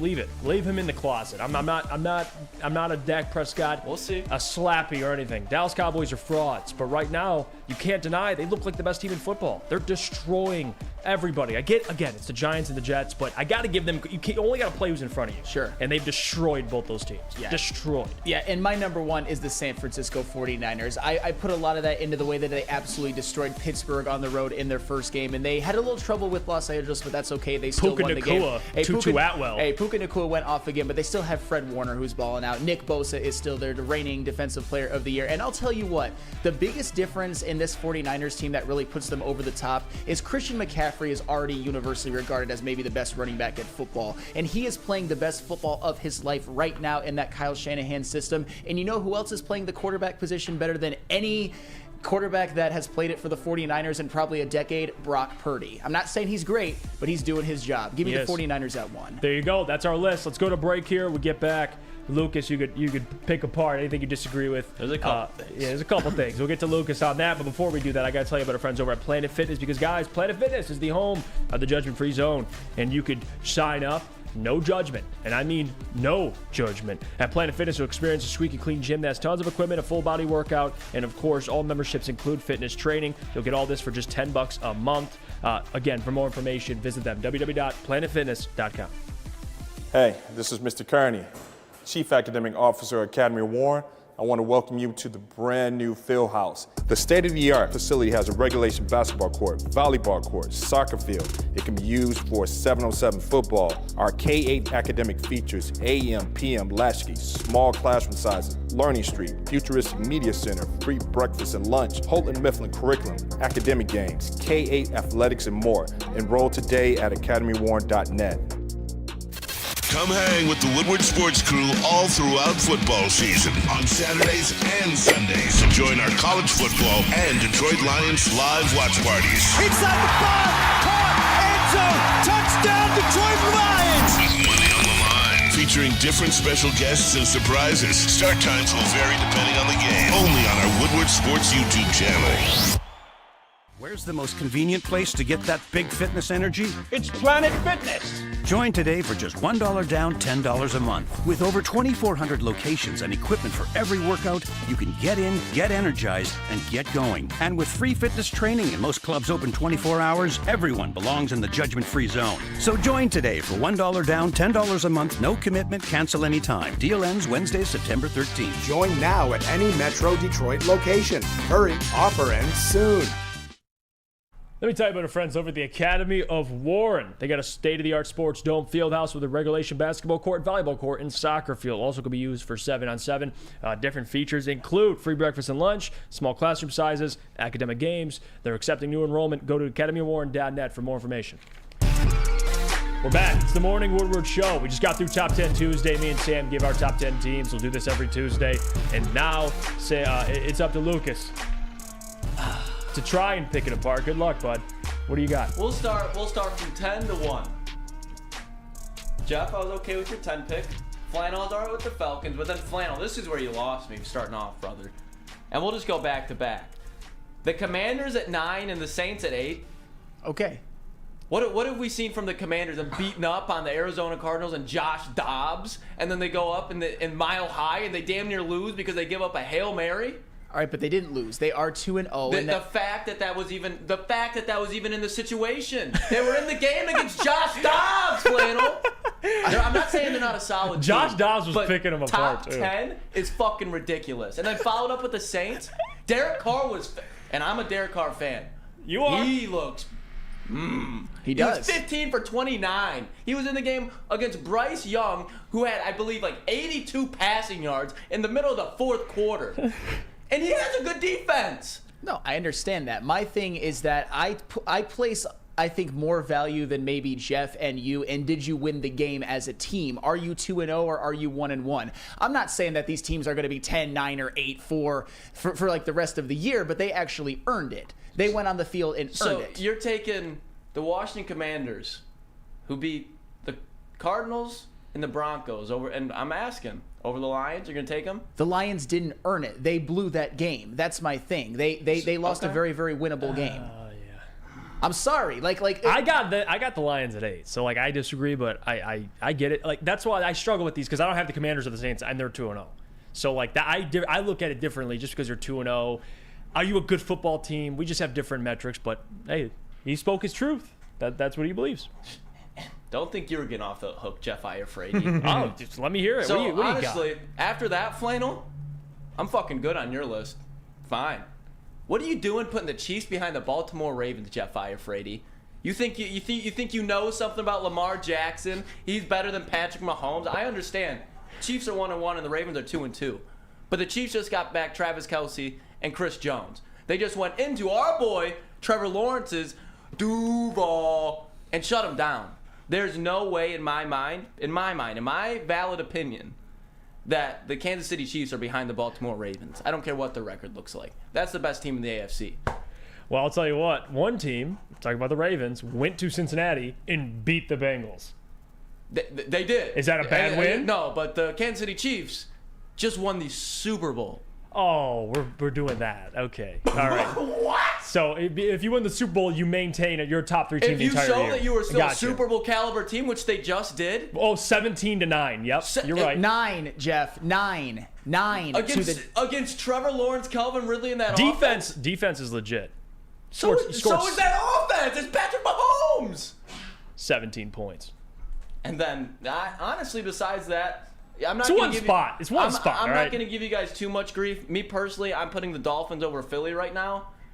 But That's Chef fair. Iafrate, you have the balls, the stones, to put the Dallas Cowboys, who just faced Zach Wilson, who got the ball ripped out of his arms by Micah Parsons, great guy. So he's you great. got the ball ripped out of his arms. Okay. And then you got Dakota Prescott on the other side.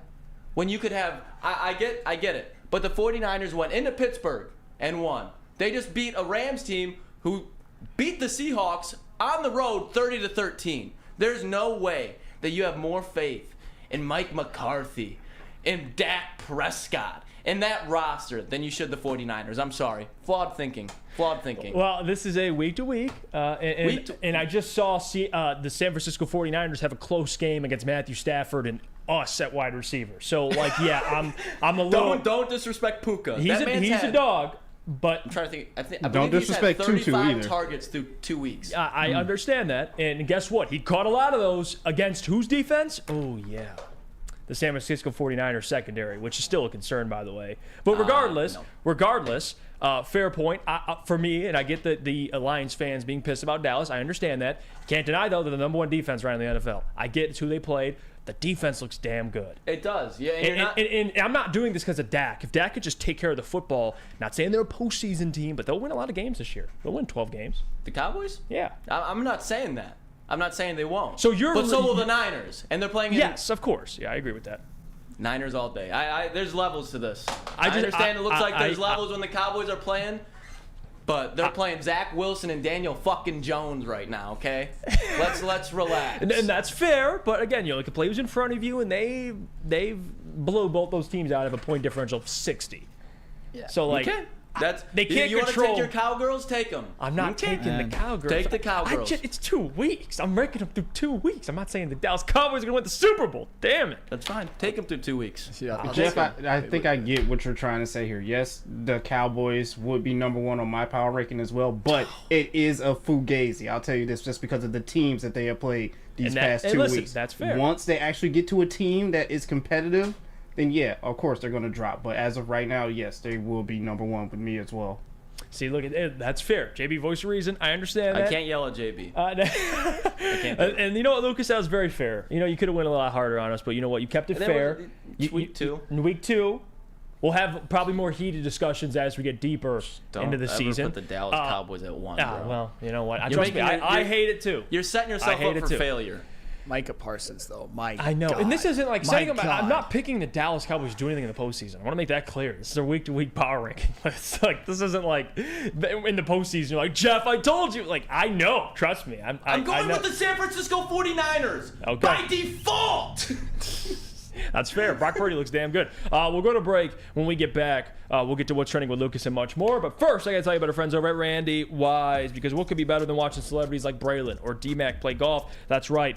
Golf yourself and be treated like a celebrity. Stop at any Randy Wise dealership for your chance to golf like a celebrity. VIP transportation, free golf to one of Michigan's best tracks, and a tasty steak after compliments of fairway packing. Make the wise decision and get to Randy Wise today for your chance to win. Woodward Sports' own Tom Mazaway and Sam Stick Day will be hosting our Lions postgame show after every Lions game all season long. Tune into the Woodward Sports YouTube channel for his hot off the press takes, game analysis, and Kool-Aid sipping celebrations. You float while the misses. Join Maz, Dick, and special guests each week immediately following every Lions game, exclusively on the WSN YouTube channel. Gabby is a college student struggling to study for her big exam. Then she discovered Syntron, a healthy way for her to stay awake and focus. Jennifer frequently has chaotic days like this until she gets online, orders some Syntron, and finds her groove. April visited her local grocery store, purchased a case of Syntron, and entered to win the Syntron 100K Vegas giveaway. Pick up your case of Syntron today at any Meijer location or visit drinksyntron.com/Vegas and enter for the 100K Vegas giveaway.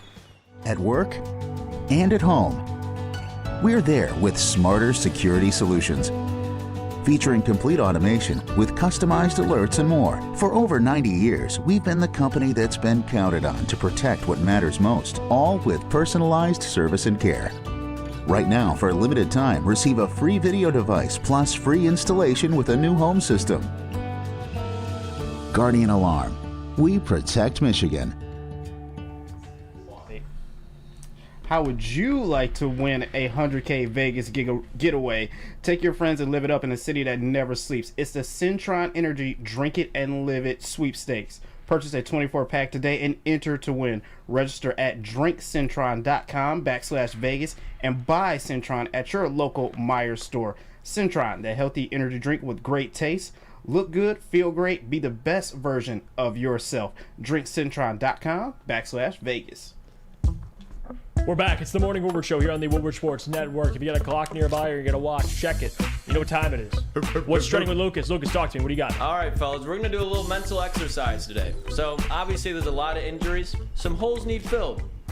I'm going to give a list of current free agents that are in the NFL, and I want you to answer if there's any free agents that you want, or if you guys have a trade that's just boiled up in your mind. I know I have one, but I want to hear you guys. So for the first free agent list, there's going to be some positions that are relevant. I wasn't taking time to crop everybody out of here, but first one, we'll start it off like this. A 1 Robert Quinn, a 1 Sammy Watkins, a 1 T.Y. Hilton. You want to get Justin Pugh for the inside or Bryce Callahan? That's options 1. Then you move over to this one. Matt Ioannidis, good interior defensive lineman there. Leonard Fournette, Casey Hayward, Ndamukong Suh. Stop right there. That's okay. Give me Sue. Carlos Dunlap, Logan Ryan. Logan Ryan wouldn't be a bad one. We're not even going to take Antonio Brown seriously here. Why not? AB is not coming to Detroit. AB is going into a mental institution before he goes. Put that shit on. He was just here on Sunday. He was, and he's probably not coming back after he saw that. Then you got Julio, Melvin Ingram on the outside, Jarvis Landry, Taylor Lewan, DJ Fluker. And yeah, Kareem Hunt, Kenny Galladay. Eric Ebron. Oh my God. So after looking at those lists, what names popped off for you guys? I want to hear in the chat as well. I want to hear who you guys think free agent wise, and if there's a trade that you'd like to see. Yeah, what would it be? In all seriousness, I don't think Sue's joining the Lions. I think Sue waits another month or so before kind of making his decision. He sees what team is cream of the crop, and then he'll go join. That's what I would do if I was Sue. But if I had to pick one, it's defensive line help. So Ioannidis, Sue. Now, we'll see if Brad's still confident with who they have in-house, but I like some of the names they got out there. I do. Some of the secondary players, too, they got. I actually don't mind. Yeah, no, Kareem Hunt is definitely one that I'm looking at for sure. I'm also looking at maybe like a Logan Ryan, maybe a Matt Ioannidis, maybe a Robert Quinn, who hasn't been good lately, but I think what season was it not that long ago where he was good absolutely for the Eagles last year. Yeah, I mean, he was in limited playing time. Yeah, but still. when he was there, his role, he did good in it. Well, and that's the thing with James Houston being out, you need more edge rushers, and I know that we're not playing Madden because Sammy Watkins is another one. I'm like, bring Sammy Watkins here. There's just. I think, though, that it just goes to show that when injuries happen, you need to capitalize, because I really, really do not want to see them blow a game to the Atlanta Falcons because they just kind of stood. I know that a lot of these players wouldn't even be able to contribute this week, but still, you cannot blow your season just because of injuries. These injuries didn't happen to Sewell. They didn't happen to Amon-Ra. They didn't happen to Aiden. They didn't happen to Jared Goff. They happened to more complementary pieces besides for C.J. Gardner-Johnson, of course, and arguably even James Houston. Those are the two serious ones, but still, you can withstand those injuries. You can tread water, but you can't if one of your big pieces goes down. So they got to fill those holes, as Lucas would say. JB, voice of reason. Anybody that piqued your interest?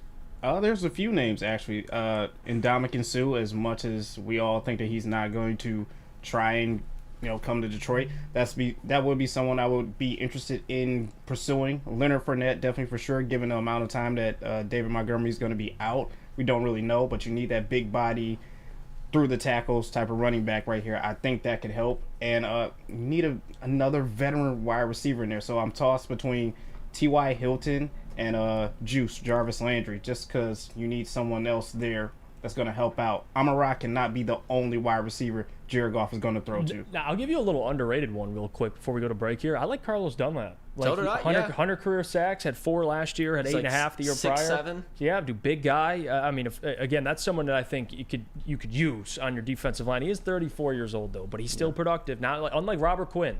I actually don't mind Carlos Dunlap. But a lot of those guys, we'll see. I think the Lions need to dip in that free agency pool and take a dude or two. I do. Mm-hmm. They do, right as of right now. But here's one.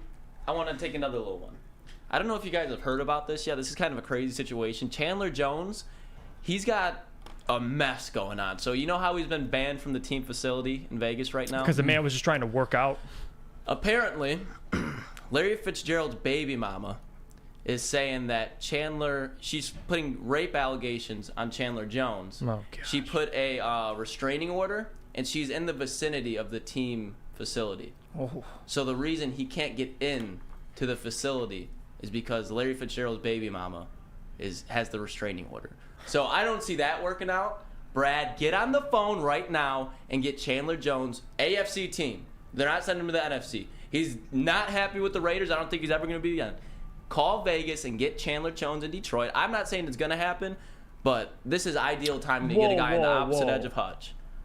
He doesn't fit the type of character the Lions are looking for. That man's related to John Jones. I don't care. Get him on the edge. Get him on the edge. I'm with Get you. him on the edge. I'm with you. I don't give a damn. I mean, listen, again, hope he resolves his issues. Can you get after the quarterback, Chandler Jones? Oh, you can? Welcome to Detroit. Absolutely. And come here. Yes. Welcome. Did you see the pass rush that they generated against the Seahawks? If they even generate some, they probably win that game. Absolutely. Chandler Jones, he might not be what he used to be. He didn't necessarily have his best year last year, but Chandler Jones is another one, kind of an underrated player of this generation. He is going to walk out of the NFL and into the Hall of Fame. Have you seen his numbers? Chandler Jones legit. is crazy, absolutely. Yeah.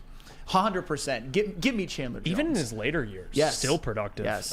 For real. Let's go to break here. Good job, Lucas. That was fun. Little free agency segment there. We'll go to break. We get back. We'll get to mailbag, and I gotta give the people. I want the people's thoughts on a trade that Matt Broder just sent me on fantasy. Let's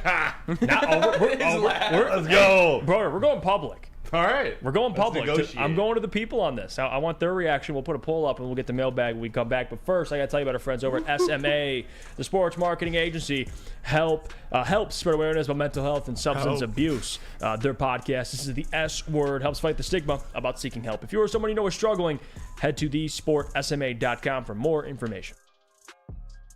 Now, coming to Woodward Sports, Woodward and Main Street, the Woodward Sports Network Detroit Lions show. Let's go! Catch Gabrielle D. Phillips, Matt Broder, and Terry Foster for all the latest news on your Detroit Lions every week. Only on the Woodward Sports Network YouTube channel and woodwardsports.com.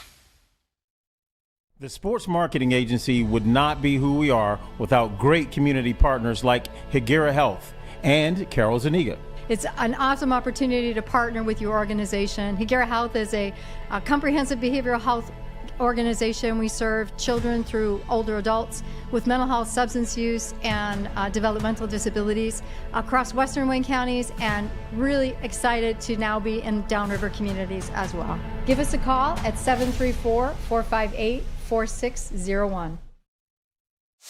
Join Woodward Sports' own Jeff Iafrate, along with special WSN guests for the most anticipated Lions season in decades. Filled with different surprises and expert analysis. You're not going to want to miss out. Go to our Woodward Sports YouTube channel on Sundays and tune in live from 9:30 to 11:30 a.m.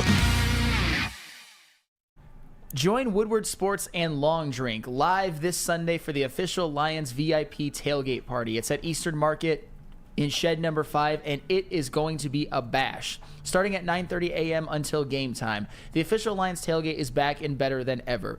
How would you like to Pre-game it with Woodward Sports and be treated like a VIP. Food, beverages, and entertainment all included. Get your tickets online today at bullseyeeventgroup.com or win some from Woodward Sports today. Just subscribe to our YouTube, follow us on Instagram, and direct message Lions VIP.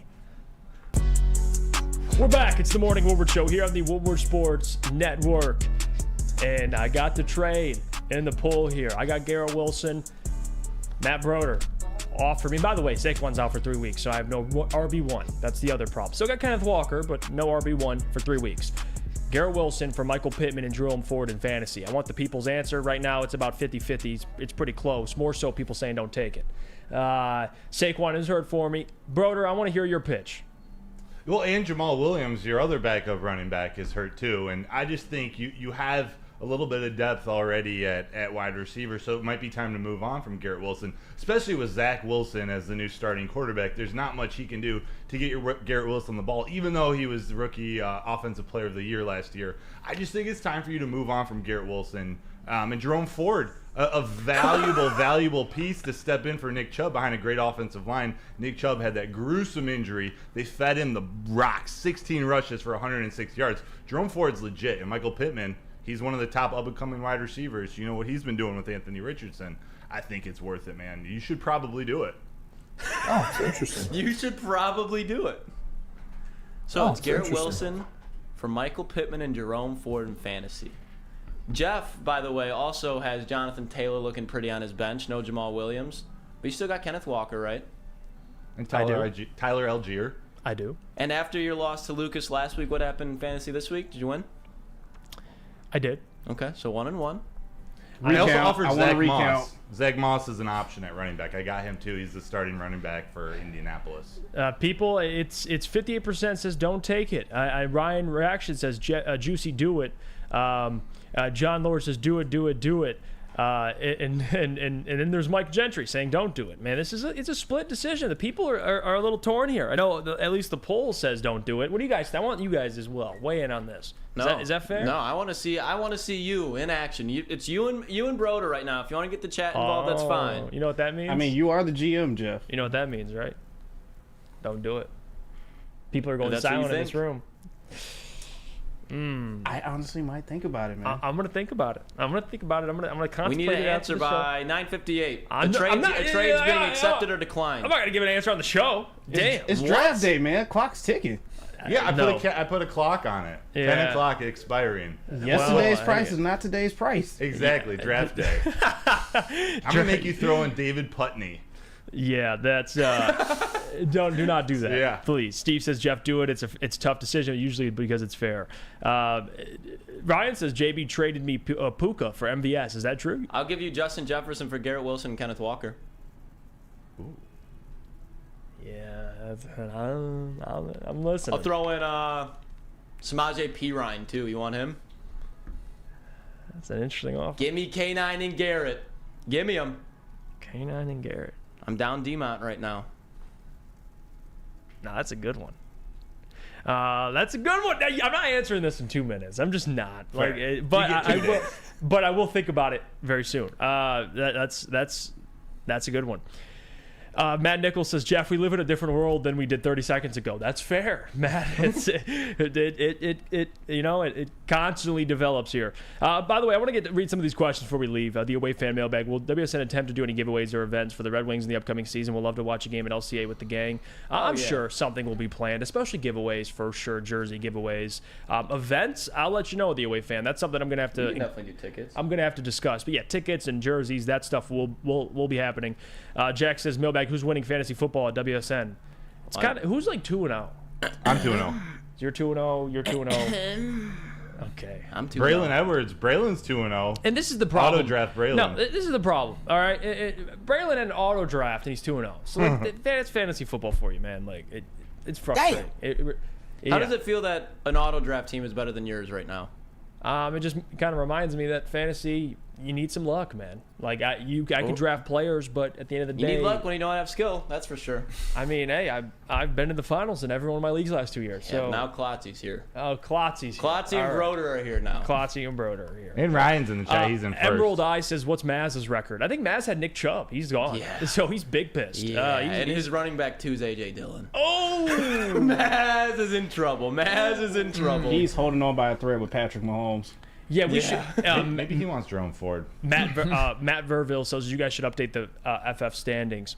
Honestly, we could give updates on the show. I think it'd be kind of funny. Yeah, we'll do like Fantasy Fridays, and I'll give like updates. Who's Jeff's getting his ass beat by this week? Yeah, the disrespect will not be tolerated. Road to 2-12. Jeff Iafrate. Looking at it right there. No, I you know what? Saquon needs to come back soon. 3 weeks. I'm pretty pissed about that. I really am. That sucks. It does. I don't know. Kenneth Walker, though, hot commodity. Seems to be good. Hot commodity, yeah. This guy 45 yards and 2 tutties. But I need him more than an injured David Montgomery, and I got Khalil Herbert. Ugh. That was bad. That was bad. Hey, watch yourself. But you know who did show some promise last night, Hefe? Who? One Jaylen Warren. Oh, I got some shit in my Yeah, he mind caught right like now. 5 for 44 or something. He was good in the receiving game. He was. Yeah, he's a dog for sure. They were splitting carries. They were. Jalen They Warren. were. I'm telling you. Is this like the slow? How you play? You said Jalen will end up as RB1 by the end of the season. I'm saying by week 8, 9. Jalen's So gonna right have, now he's just. It'd still be split, but it's going to lead towards Jalen during that time. At that time. Oh yeah. Speaking of the Steelers, Kenny Pickett still sucks. Yeah, fuck Kenny Pickett.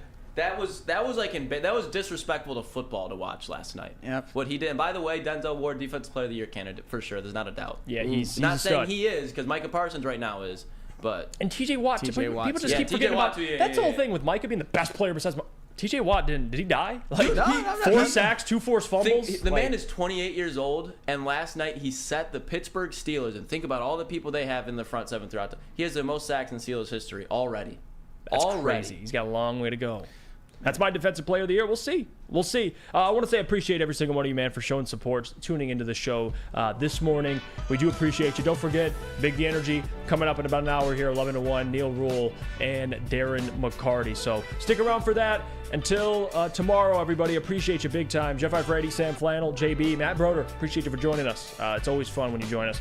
Lucas Klotz in the booth. Don't forget, by the way, Broder, Woodward Nights, 8 p.m. to 10 p.m. Tune in tonight, man. The guys are breaking it down. So support the boys for me. Until tomorrow, we'll see you guys.